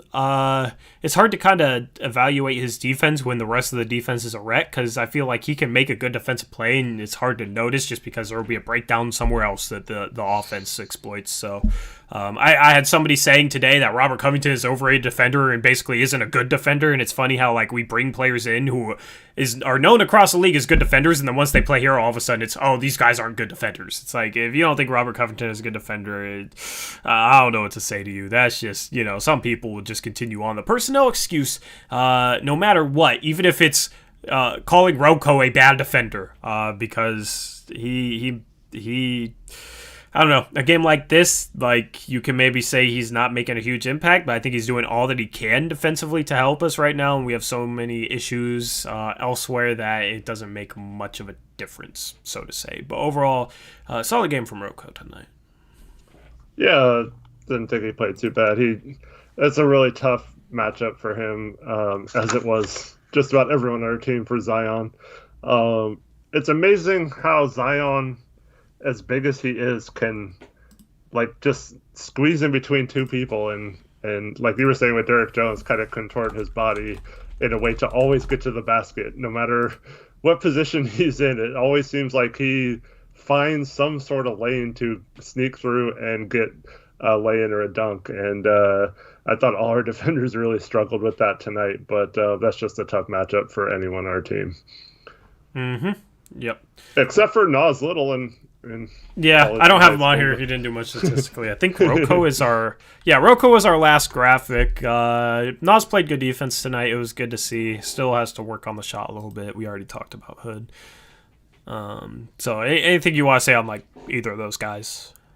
No, we already talked about Hood. Little, I like that we actually ran a play. I don't know if it was specifically designed for him, but he came off a screen from the middle of the paint and think it was just the typical wheel play. Yeah, just a 3-point shot. Ended up getting an open look. I don't like that play. I'm going to disagree with you. I don't like Little catching the ball, running away from the basket, and basically having to turn while he's catching the ball and then shoot like that. Only like the most talented shooters in the league are able to be efficient, running away from the basket, catching the ball and doing like a 180 while catching the ball and then shooting with a defender running at him. Like, it's very hard to catch your balance. It's very hard to get perfectly square doing that. So that specific, like, it was nice that we were able to get him an open 3-point look, but I don't like getting it like that. Completely agree. I was more talking about that we actually ran something off the ball that resulted in someone being open, whether it was a good shot or not. I just like actually seeing them run a play and get an open shot. I agree with you that it's not the best shot to take off balance like that. And if he would have like taken an extra second, I think he had enough time to set himself and square up, which he didn't do. But yeah, it's I was more just talking about them actually running an off-ball screen that resulted in open shot. I agree on that. As far as the Pelicans go, Brandon Ingram had 30 points against us tonight, 30.6 rebounds, 2 assists. He was 10 for 22 from the field, 3 for 9 from the three-point line. Zion Williamson had 28 points. Choked from the free throw line. Yeah, he did choke from the free throw line, 7 for 10, 88% free throw shooter, missed 2 clutch free throws to allow us to come back and get this win. Zion Williamson, 28 points, 8 assists, 5 rebounds, 11 for 17 from the field. He is going to be a Blazer killer. I just feel it, man. That's 2 games in a row where he's just had fantastic games against us. Nickeil Alexander-Walker had a great game off the bench. He had 20 points, 5 rebounds, 7 for 13 from 3, was 7 for 13 from the field, 6 for 9 from 3. He was phenomenal off the bench. Josh Hart had 16 points, 9 rebounds, 7 for 13 from the field for him as well. Lonzo Ball, 11 points, 17 assists, Eric. 17 assists. He almost had as many assists as the Blazers team as a whole. The Blazers had 20 assists as a team. Lonzo had 17 by himself. The Pelicans had 38 assists as a team to our 20. They moved the ball. They moved the ball well. You gotta give them that. So, otherwise, Eric Bledsoe 3 for 9, had 11 points, 4 rebounds, 3 assists. His stock has kind of fallen off once he's gotten to New Orleans. That's pretty much all the notable players for the Pelicans tonight. Yeah. And Blockboy had a stat said, entering tonight, teams were 236-0 this season when leading by 17 points or more. In the final 6 minutes of this game, the Pelicans led by 17 with 5:56 to go. So we are the first team this year to win a game down 17 with less than 6 minutes to go. Yep. I think we were the first team to blow a 20-point lead so far this season. That was that Bulls game. It was nice to be on the other end of a first like that. Would have preferred to not have been down 17 in the final 6 minutes to a lottery team, though. But I mean, we'll take the win. Let's go around the NBA real quick. Then we'll look at the standings. The Blazers moved to 23-16 with this win. They've been what's their highest games above 500 mark? Weren't they 18-10? The Blazers? Yeah, they were 18-10, right? They were 18-10. And then that's when they lost their 4 in a row. So they've been 8 games above 500. They're currently 7 games above 500 after this win. 22-17 sounds a lot worse than 23-16, to be honest. I don't know why. But, hopefully it can be 24-16. If the Blazers can do the miraculous and beat the same team twice in a row, we'll have to wait and see. But the Pelicans fall to 17-23 after this loss. The Jazz, go ahead. Along those lines real quick, Gordon says that after the game, Dame had an interview with ESPN in which he said, we need to build upon this win versus you can't beat a team twice in a row. Yeah, but so I've heard we have to build upon this so many times this season, and then they've come out and lay an egg. But it is better than what they were saying Sunday night. Yeah, it's better. Shout out to the one person who unsubscribed from Blazers Uprise Live. We are now at 999. Man, wow. Maybe it was Javo. In that case, I'm not sad. Let's move on and talk about the other scores. Maybe we can regain that sub if one of you guys wants to be generous enough to gift us a sub on our second channel. The Jazz beat the Celtics 117-109. They continued their hot run. They moved to 29-10. They had a 40-point fourth quarter to pull away against the Celtics.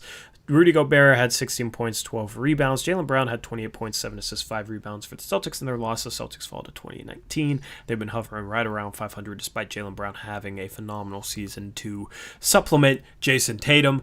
The Heat have been playing a lot better basketball lately. They moved to 22-18 with a 113-98 win over the Cavaliers. Jimmy Butler, 28 points, 12 rebounds, 4 assists. He's finally healthy, and the Heat are starting to look like the team that made that run last year. The Cavaliers were led by JaVale McGee, who had 16 points, 8 rebounds. Kevin Love didn't play in this one. He came back right after the All-Star break. I don't know if it's just... He got hurt again. Did he get hurt again?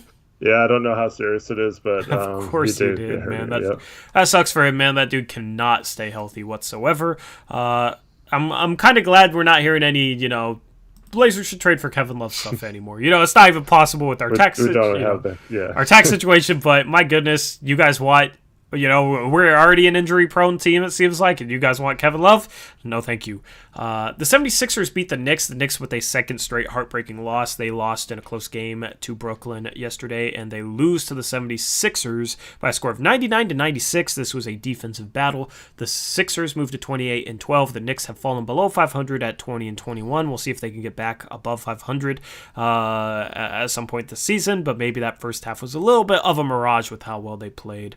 And we mentioned on this show that the Knicks were going to come down to earth a little bit with their tough schedule in the second half. Mm-hmm. Strength of schedule matters, for sure. Tobias Harris had 30.6 rebounds for the Sixers. Julius Randle had 19 points, 15 rebounds, 8 assists for the Knicks. The Bulls blew out the Thunder 123-102. The Bulls moved to 18-20 on the season. The Thunder fall to 17-23. Zach LaVine had a 40-point game for the Bulls, and the Oklahoma City Thunder were led by Moses Brown, who had 20 points, 16 rebounds, and 5 blocks.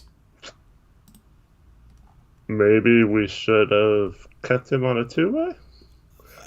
Yeah, especially considering we don't really have a backup center right now. I mean, we should have kept Horde and Brown, but yeah, whatever. My goodness, Moses Brown is playing terrific basketball. He is earning NBA minutes right now. He played 30 minutes to get his 20 points, 16 rebounds, 5 blocks. It was 9 for 16 from the field, 2 for 3 from the free throw line. It's just insane, man. Like I'm excited to watch his highlights from this game. During the month of March, he's played 4 games. In 23 minutes, he's averaging 10 points, 8 rebounds, shooting 63% from the field. Getting a block a game in those 23 minutes. That's pretty good. He's been impressive for the Thunder. Great pickup by them. You know what's crazy, man? One of my biggest complaints about Neil Olshey is he sucks at working around the fringes of the roster, right? He sucks at finding two-way guys that he can turn into like NBA role players and whatnot compared to other teams. You look at like what the Heat did with Kendrick Nunn and Duncan Robinson and guys like that. We suck at that. That's one of my biggest critiques of Neil Olshey. He got Moses Brown a two-way contract, right? But it's, if you have to play this guy, you're just automatically screwed, right? And now this year, the Thunder pick him up, and he's out here putting up 20 points, 16 rebounds, 5 assists. We don't have a backup center right now. Yeah, we got to get better at that. I don't think Olshey will ever get better at that. Basically, his whole logic apparently is, why even use the second two-way spot when that guy wouldn't even play? Yeah. That's like what I've heard. It's just a free. Well, I know it's not free, but it doesn't count against the cap free way of possibly finding 2 diamonds in the rough, and we wasted one by not having one this year, and one by signing someone who will never pan out into an NBA player. But the thing is with Moses Brown, like, we thought so little of him last year that we didn't even bring him to the bubble when that was free, actually, to bring him, because you could bring your two-way guys and have an extended roster. And then we had problems with injuries again, and we didn't even have enough guys to practice at points during the bubble, and we didn't even still bother bringing him along. So that shows how much we thought of him at the time. So a little bit might be just that he worked really hard to not mess up his next chance. But this is a guy who had to go through the G League bubble this year and play really well, and is now getting a shot to actually play on an NBA team. That's just crazy that he's getting that chance. He's playing over Muscala right now. Muscala was a DNP coach's decision. Yeah. And then we got, do we play the Thunder soon? I'm not sure when we play them next. We play them April 3rd. I hope we get to see Moses Brown put 20 up on the Blazers. That'd be pretty dope. Poku didn't play very well today, but he had a big game, but he's really struggled, But that's to be assumed. He's like a 4 years away from being 2 years away type of guy. He's only. Is he finally 19 yet? He's extremely young, so they can be patient with him. But, yeah, I mean, good pickup from them getting Moses Brown. Is Jalen Horde on a two-way anywhere or no? He was on a training camp thing with the Thunder, and then he was on one of the G League teams. I don't think he got picked up, though. Yeah, I don't know, but here's the thing. If Moses Brown was still here, even though we need a center, he wouldn't have gotten a chance to do anything what he's doing in OKC. And if he ever did, people would say, what can Stotts do? That guy is automatically trash. But then when he goes somewhere like OKC and does this, people will say, O'Shea's an idiot. Why'd he ever let him go? Yeah. So, yeah. Yikes. I'm excited to see his full highlights from this one, though. I'll go watch Down to Buck after this, if you guys know what channel I'm talking about. Posts, the full highlights from the unheralded players that do well. I enjoy that channel. Down to Buck. B-U-C-K, all right? Got to make that clear. That's the channel name if you guys are interested. Hawks beat the Rockets 119-107. The Rockets fall to 11-27. I want to see what their record is over their last 20 games because it's awful. Because weren't they like 9-9 or something like that? Who? The Rockets? The Rockets? Yeah, I think they've... I'm going to look at their schedule right now. Yeah. Bro, we lost to them. The Rockets, oh my goodness. I don't think they've gracious. 1, 2, 3, 4, 5, 6, 7, 17 in a row. They were 11-10. I just looked at their schedule, bro. I believe, I think Christian Woods missed all 17 of those games, too.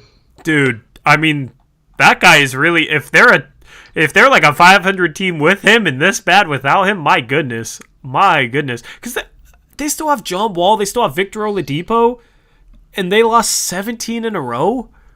That's insane to me. It looks like they can't score a lot of sub-100 games. But Kevin Porter and Jason Tate both had big games tonight, too. Yeah, I mean, it's just insane to me because they shouldn't be that bad.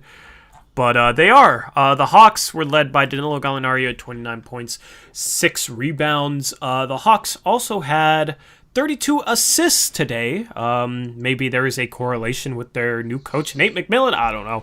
I don't know. But they're 6-0 with Nate. 6-0 with Nate. Yeah, maybe that's why 500. They were 14-20 before. Maybe that's why Lloyd Pierce is a little bit on edge too. The Hawks are playing well right now. They had who? Nathan Knight scored 15 off the bench for them. There's the ESPN autoplay. Nathan Knight, Eric, from William and Mary, 23-year-old power forward. I haven't heard of him. Have you heard of him? That's very rare. Yeah. That's very rare that I haven't even heard of a player. Like, even the guys on two-way contracts, I've likely heard about them. I watch a lot of college basketball. I was just very shocked to go into this box score and see an N Knight played 22 minutes, had 15 points for the Hawks, 6 for 9 from the field, 1 for 1 from three-point line. So, wow. Yeah, I mean... And they did this without Capella, Hunter, and Reddish, and Okongwu all out. Yeah, Trae Young struggled to shoot the ball. He was 3 for 13 from the field, 1 for 5 from 3, only 13 points, but had 14 assists. The Rockets had 25 from Jason Tate. That's a great pickup for them because that was like an unheralded guy, was playing overseas. They've brought him in. He's been one of the better rookies this year. That's, even a organization that's down bad, as Beavis would say, like the Rockets, they're still able to work around the fringes and get a guy like a Jason Tate who has been a phenomenal pickup. Kevin Porter Jr. had 22 points, 8 assists. We all know he's talented. The issues with him are not that people don't realize he's talented. It's off the court stuff and attitude stuff. Hopefully he can figure it out because he could end up being a really good player. They brought Mason Jones back. What happened there? I saw they released him, but I'm looking at this box score and Mason Jones had 9 points today. Yeah, I don't understand. He was on a two-way, and they cut him. People thought it was to get a roster spot, but that wouldn't have opened up a roster spot on a two-way. And then they signed him to a 10-day. So he's on a 10-day right now. So I don't understand, man. But yeah, that's another guy that if they release him again, that's a guy I would be interested in bringing on a two-way contract. I think he could be an NBA role player pretty easily. He's played decently for them, so I was surprised when they released him.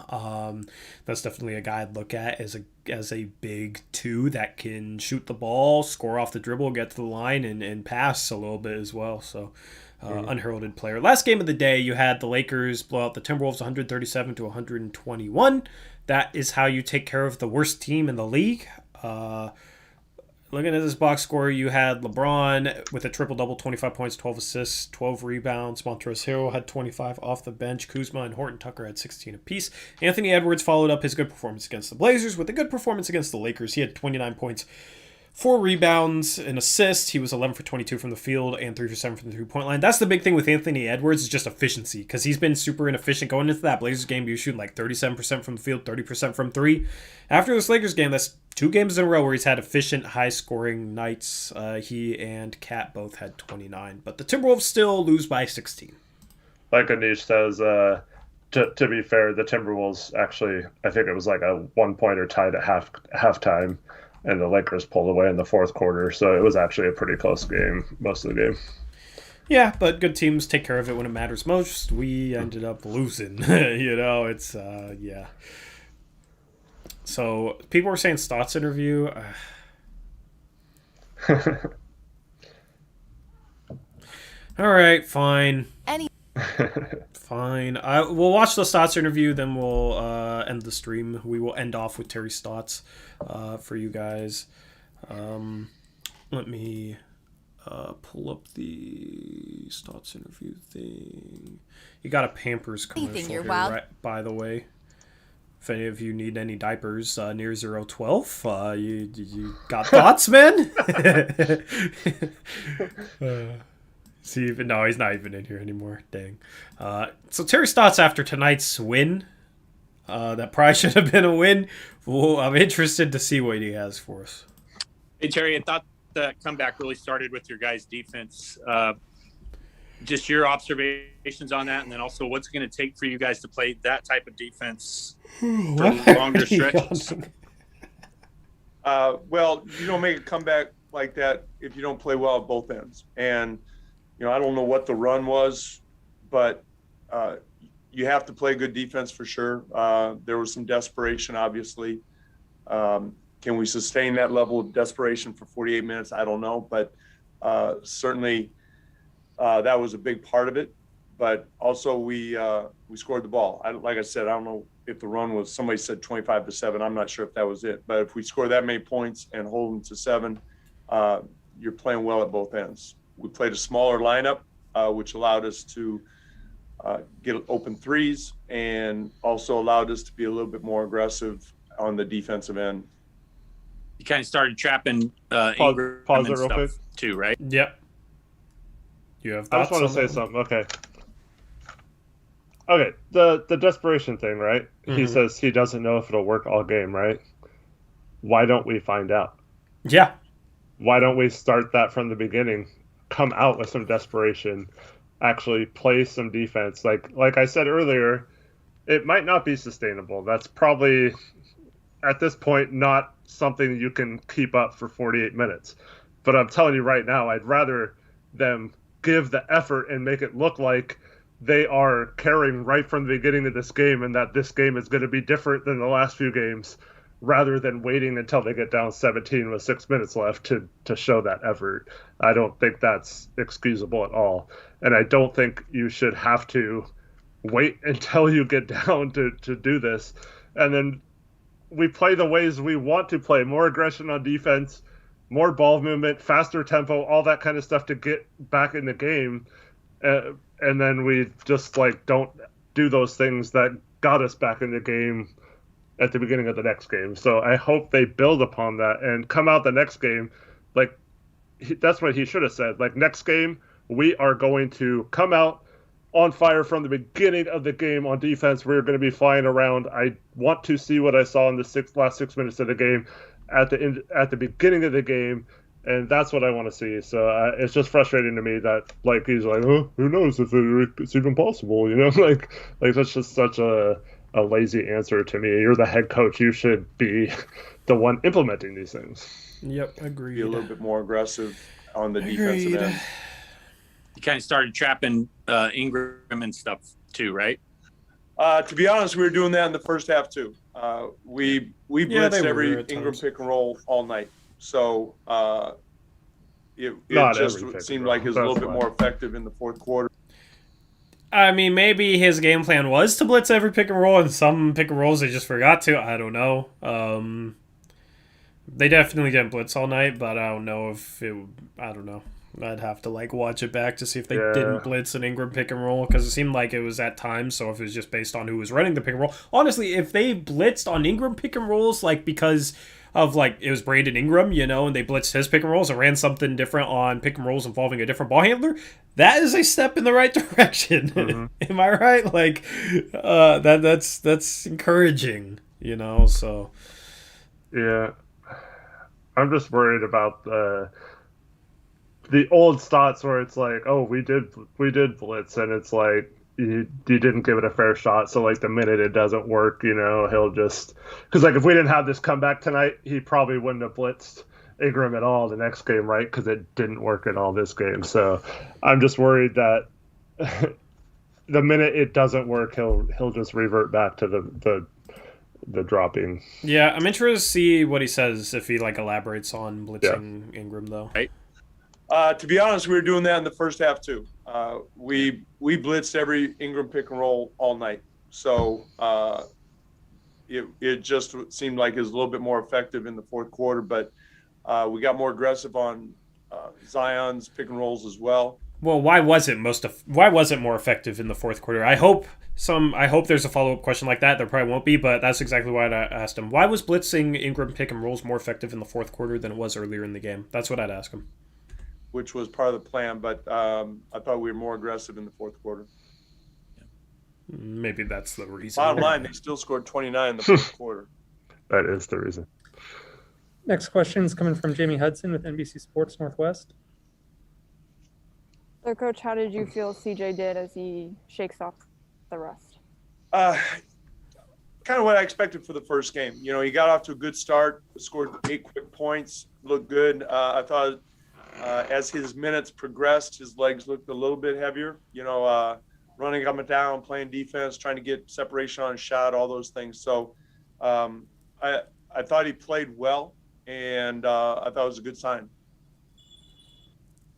Next question is coming from AJ McCord with Coin. Gary, you just said that there was almost a desperation to the defense at the end, how it just became critical to make those defensive stops. Not sure that you can carry that for the full 48, but how do you make it so that it's not like an emotional defensive effort and more of a consistent defensive effort? Does that make sense? Question of the year. That's the question of the year for me, bro.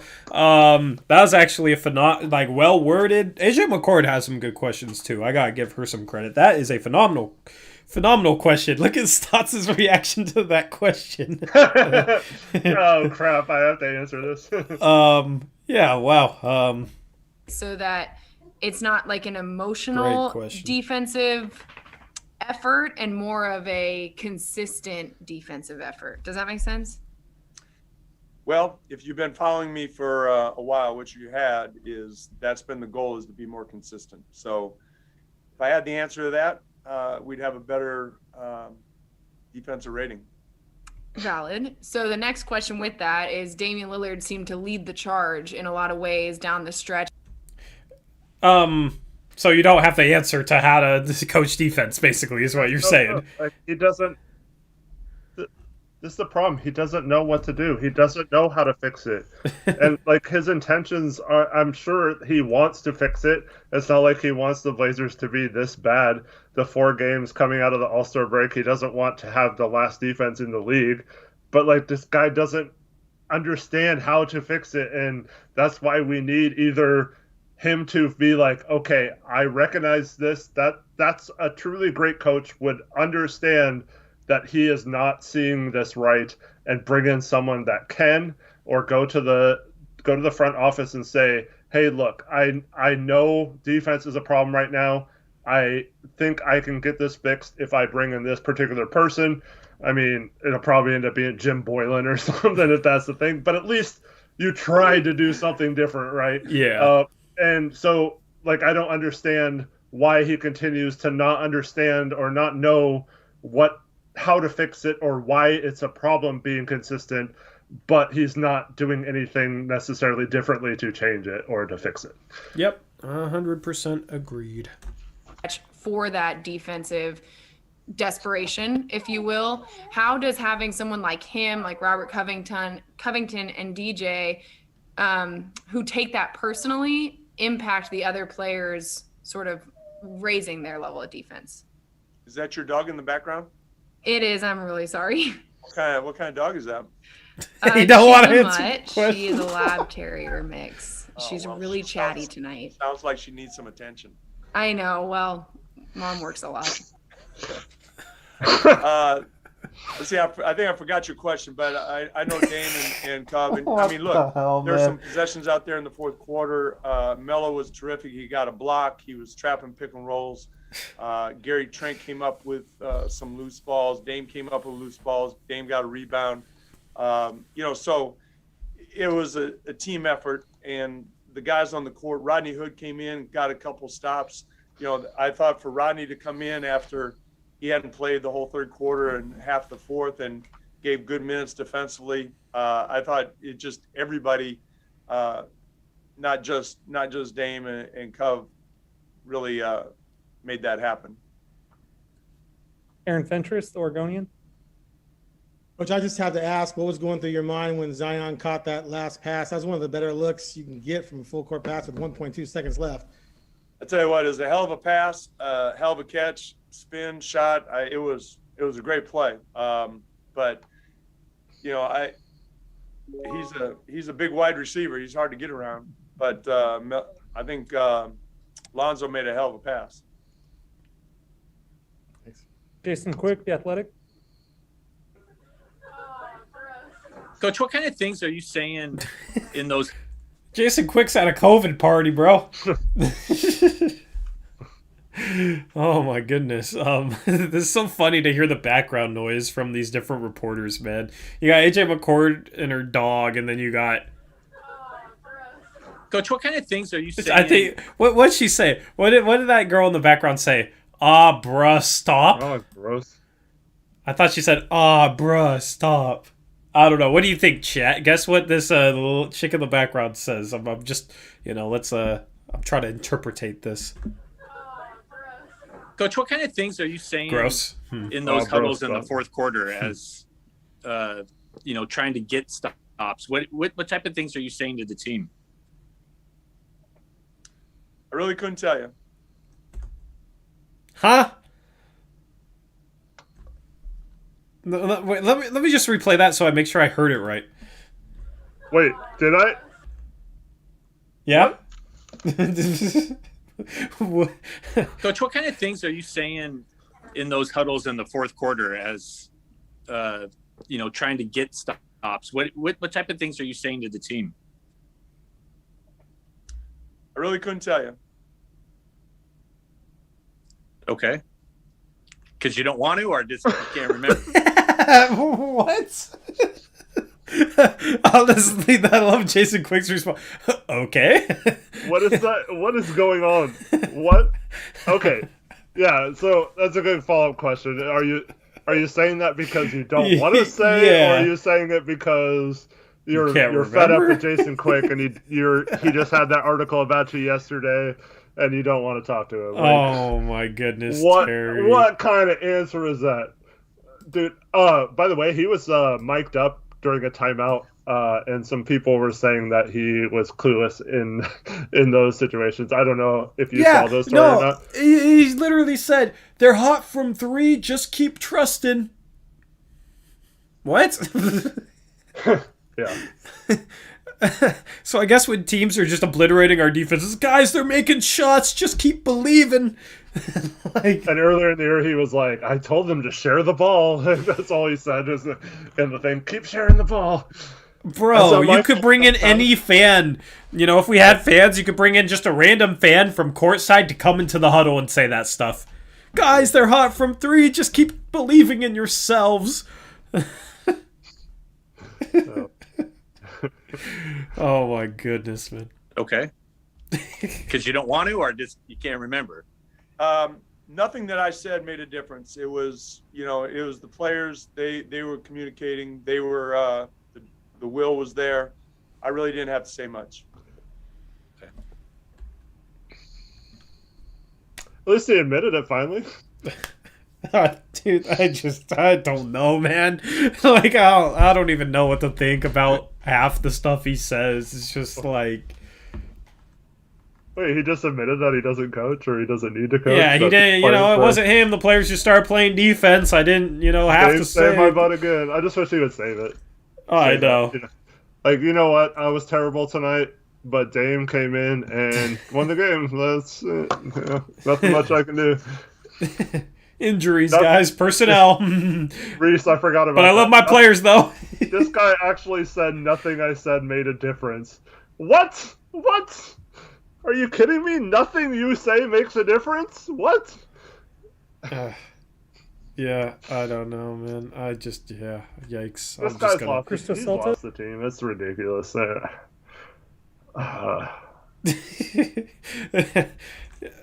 the team just started trying because they felt like it. I wasn't saying anything. They just, they just started trying, and we won. Yay! I don't know, man. Let's finish this interview. Coach, is a part of Blazers' identity the effort in the fourth quarter, and about Dame. Nope. I'll answer that for you. Nope. Our identity is not what our effort in the fourth quarter. Sadly, depressingly, no. That's funny. I like this question. Oh man. Quarter, and about Dame, is there anything that surprising you on his game anymore? I think I've answered this before, and basically I'm not surprised, but I never lose an appreciation and I never take it for granted. He continues to do things that are remarkable, and 50 points and 10 assists in game winners and all the things that he does. I'm never surprised, but I never take it for granted. Yeah, you better not. Our last question coming from Jason Quick. On the key. What? Just that Jason Quick's asking another question after he's already gotten to. I wasn't looking at Stotts' face. I want to see Stotts' face. The last question, Jason Quick. Granted. Our last question coming from Jason Quick. On the key inbounds where you guys were on defense, where I think Walker lost it, did anyone stand out to you like they did a pretty good job of denying or playing good defense there? Yeah, I thought Rodney Hood was guarding the inbounder, and he did a good job of denying the initial pass, which the time before Ingram got it pretty easily. So Rodney face guard and helped deny, so they didn't get it to where they wanted initially. And I think that just kind of disrupted the timing of getting the ball in bounds. They didn't have any timeouts, so I thought it was, we just got them out of. And then, they sent two guys down at the other end, and they didn't get open. So just in general, but I thought Rodney's face guard really kind of set the tone for the rest of the possession. Honestly, I don't disagree with that. Maybe I don't know. Maybe Rodney did a good job just because he's a smart player. I don't know. I was always trying to justify him having Rodney in at the end there, but Rodney did do a good job, so I can't criticize, the personnel there on that last possession. Let me take this down, but yeah, I don't know. That's a good old Stotts interview for you guys. Hopefully you guys have gotten your fix of Terry Stotts. Hopefully you guys are satisfied. Yeah, every time I click back on my stream screen, chat just has to catch up, so it's just spamming. Yeah, it's almost midnight, so we're thinking. Let's go through the standings real quick, and then let's tune out.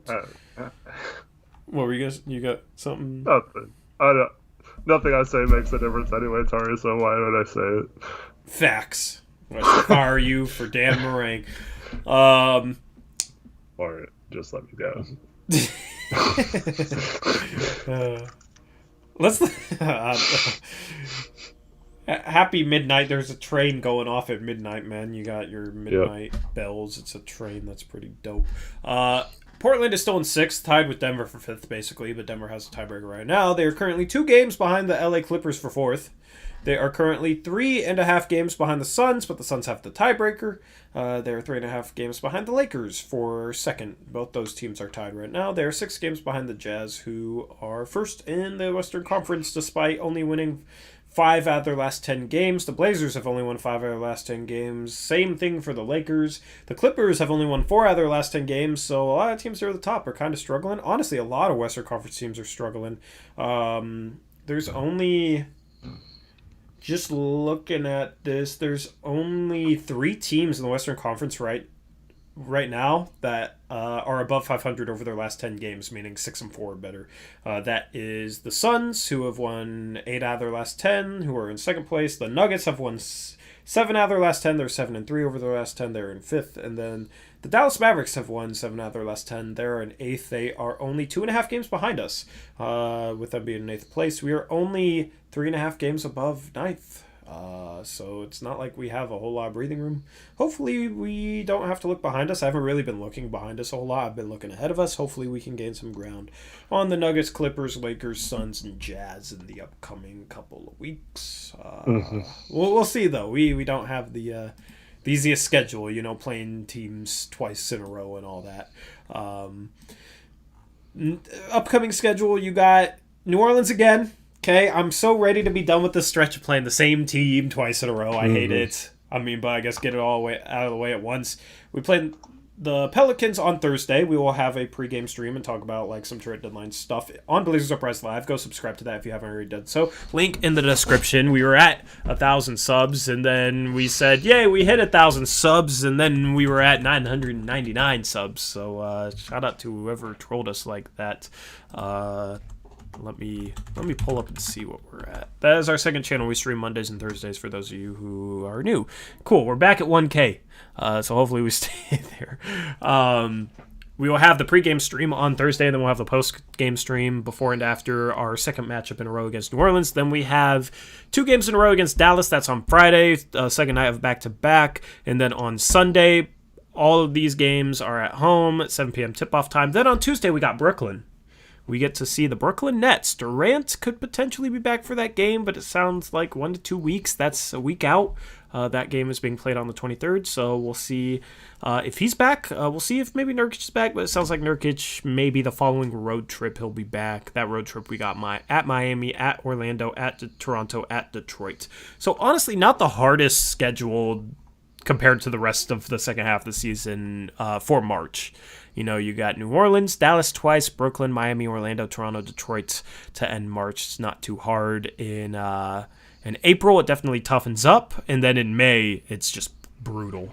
It's not... I wouldn't say brutal in May, but it definitely tightens up April and May compared to the rest of March. So we really need to try and make some ground on those teams ahead of us before the end of the month, or it's going to be pretty difficult. Yeah, that money has really changed me, Zach, and GK. What? Fine. Unsubscribe. I will ban you from the Among Us Discord. Well, yes. Don't threaten him. No, I will. He's threatening me with an unsubscription, man. But they can do whatever they want. I will ban him if he unsubscribes. If this is at 999, GK's being banned. Okay, you're lucky. It stole 1K. Toasty, 5-minute timeout. Swan Man says the NBA is rigged. Yeah, this chat is going off the rails now that we've hit midnight.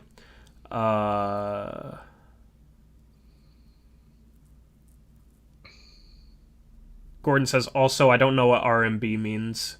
I think remember what Eric said about Stotts Solskjaer's hostility towards the media. That's why Quick deserves credit for asking it for what it is. Yeah, I enjoy Quick's questions in that he's not trying to just make friends out there. He's just trying to do his job. So I respect it, And I guarantee Stotts was not happy reading that article yesterday, or hearing about it at least, if he didn't read it.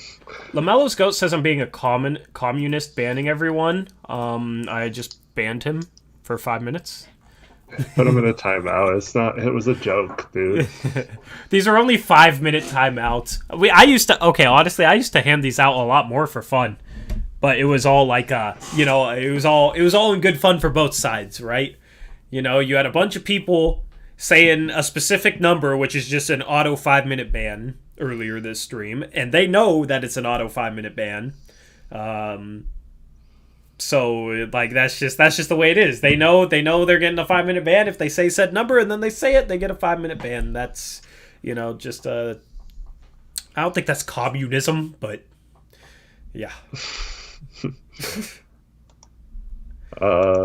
Unfortunately, Bonnie, Tori would not get that reference. I do not get. Oh, I think I've seen that movie actually, but I don't watch movies. Wow.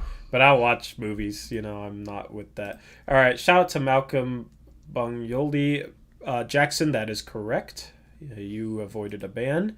Portland made. Good job, Trevin. That's me, bro. Oh, good job, Eric. I saw Trevin ban CJ the GOAT, and then I just saw yours. Good job, Trevin and Eric. Good job. Appreciate it. Or you guys just want to get in on the action. I will take my hand off the mouse. They're asking for it, right? I know. I don't know what CJ the GOAT's comment meant. Yes, Brian, exactly. Average 22 points per game. Definitely not 2.2. Ban myself just for saying that number. What a disgusting number. FYI, Eric said Melo could average 5 assists if the Blazers use him right. Melo had 6 tonight. He's had 5 assists 2 games before that. I don't think he could average 5 assists, but I think we need to utilize his passing more. Nathaniel, the best passer of all time. Yeah, 40, selling me short a little bit there with 40, but pretty close. Yes, GK got banned.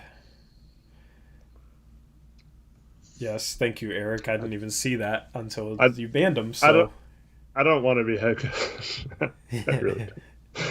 I mean, I'd love the paycheck, but put Eric in the front office, man. Yeah, I'd be much more comfortable in the front office. Same. Hit me up, Olshay. Yes, or Jody after you fire Olshay. Hit us both up. We'll be co-GMs. Co-GMs, yeah. Hell yeah. We got you. And we'll fire Stotts and we'll hire somebody proper. That's a big no for me, Reese. Yes, no. No thanks on that one.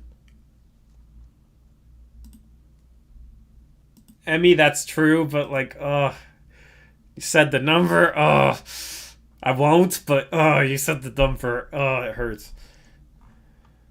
Yeah, so we will be live on Thursday with the pregame stream, Blazers Uprise Live. Make sure you go subscribe. Follow us on Twitter at ToryJonesYT, for me at HoopsJock, for Eric at Blazers Uprise YT for the channel.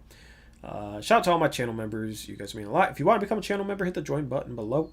Other than that, getting the website relaunched, working on that right now. It is now back up, but it's kind of hard to put all the attention I need towards it with the Blazers playing almost every other day. Actually, I think they're playing more than every other day at this point. 37 games in 67 days for the second half of the season. So we'll try and get that ball rolling. If you emailed me, you wanted to write, I will get back to you shortly. And if you want to write, email us. It's not open to anybody, so I might have to say no. Don't take it personal. We'll just have to see where that goes. So if you're interested, definitely take a shot and email me at blazersurprise@gmail.com. I said at Blazers. Yeah, I'm tripping.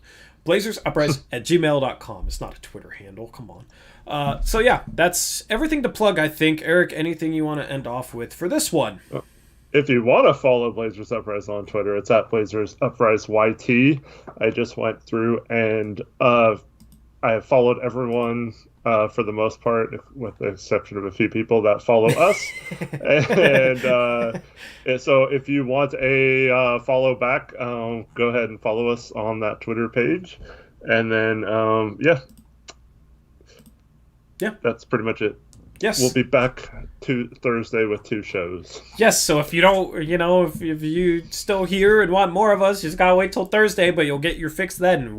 That'll be 3 hours of streaming on Thursday. So, and then check out that stream from Monday if you missed it, if you want to see us talk about some trade rumors, and also the article about the front office being interested in or having a topic of discussion about how bad the defense is and Stott's performance. We went in depth on all those things, so check that out on the other channel. Yep. I'll talk to you about this after stream. I just saw something funny. Anyway, yes, thank you guys for tuning in. This has been a poppin' stream, to say the least. Figured it would be that way with CJ making his comeback. Hope to catch you again after Thursday's game, or before if you're one of the true supporters and OGs. We will catch you on Blazers Uprise Live. If not, after that game, hopefully it's another win. Hopefully we can beat the same team twice in a row, even though it's impossible. I don't know. Maybe this team can do the impossible. I mean, they pretty much did it tonight, coming back from 17 down with 6 minutes. So maybe they can do it again. We'll see. Just pretend you lost tonight, and then you won't have to lose twice in a row, right? Go into the film session, be pissed off at the defense, and then it'll feel like a loss, and then you can go out and win. You know? So, anyway, hopefully we're able to get it done. Snackin' says Eric shaved the beard at 5K subs. I'm probably going to trim it soon anyway. It's just getting kind of out of hand. Yeah, I'll go. I need a haircut too. I need to shave the beard right now. I might shave the beard tomorrow. We'll see. We're both looking fresh on Thursday, maybe. Yeah, I'll be looking 18 again. Apparently, I look 10 years younger without a beard. But I don't know. My face isn't as chubby. I lost 20 pounds in 2 months, so I think it looks a little less babyish if my face isn't like puffy. Because my face was puffy 2 months ago. So, yeah, been back in that gym, enjoying playing basketball. When we get those pickup runs going, you guys better be ready. Hopefully it's this summer. It's a possibility. You guys be better. You know, all those of you in chat who think that you can outplay me or Eric, we're going to see if you can back that up in person. Because we will run out gyms, run pickup runs this summer if it's possible, obviously. So can't wait for that. Can't wait to see if the Blazers can get another win. Actually, I can wait until this game, considering how anxiety-inducing this one is. I will enjoy my day off tomorrow on Wednesday. Hopefully you guys enjoy your Wednesday as well. And then we'll catch you again on Thursday. That is the plan. So, yeah, with that being said, we're out of here. Eric, I mean, I asked you this before, but is there anything else? I just want to make sure you don't have anything on the mind. I just want to make sure. Oh, no, the only thing I have left to say is, Reese, this is the longest my hair has been in like 15 years. So I am growing it out. Congratulations. I grew it out in the off season for you guys, and we had nothing to do to prove that I am not bald. And I think I did that. And yeah. How do we know you're not bald right now, though? There you go. Look at that. He has hair, everybody. Dang, I didn't know. I've never seen Eric without a hat. So, yeah, I forgot. I wasn't supposed to wear my hat today because the Valley Podcast complimented me on their stream saying I had great hair. Best compliment I've ever gotten, by the way. And I said, okay, I'll do a no hat stream. I literally forgot. And I just remembered now. So there you go. There's your no hat stream. Thank you guys. Gabe had his hat off and his shiny bald head on the whole. I know. That surprised me a little bit, man. But, yeah, I mean, he rocks it. He pulls it off. So, yeah, we will. Once we play the Suns again, we'll get those guys back on. But anyway. Yeah, that's a 5-minute timeout for you. That meme is dead. Snackin'. I don't even know if Snackin' knows that meme, but if he doesn't, then just know that there's a. Okay. Snackin' was teetering on getting put in timeout earlier when he was saying like 2.0 is he an OG?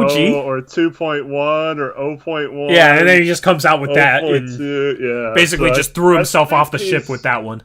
He's secretly an OG. Yeah, probably. Who are you, Snackin'? Let us know on a future stream, unless you're too scared to. That's the one who said he was like cheese or something. Cheese? I don't remember a cheese. He had like multiple names in the past, I think. But, I need new hair gel, man.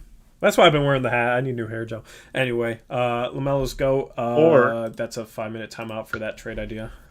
Or new hats on the. New hats? I mean, hopefully in the future. Get some Blazers Uprise hats for you guys or something. We'll try. We'll be able to dedicate more time to maybe coming up with some cool merch ideas in the off season and whatnot.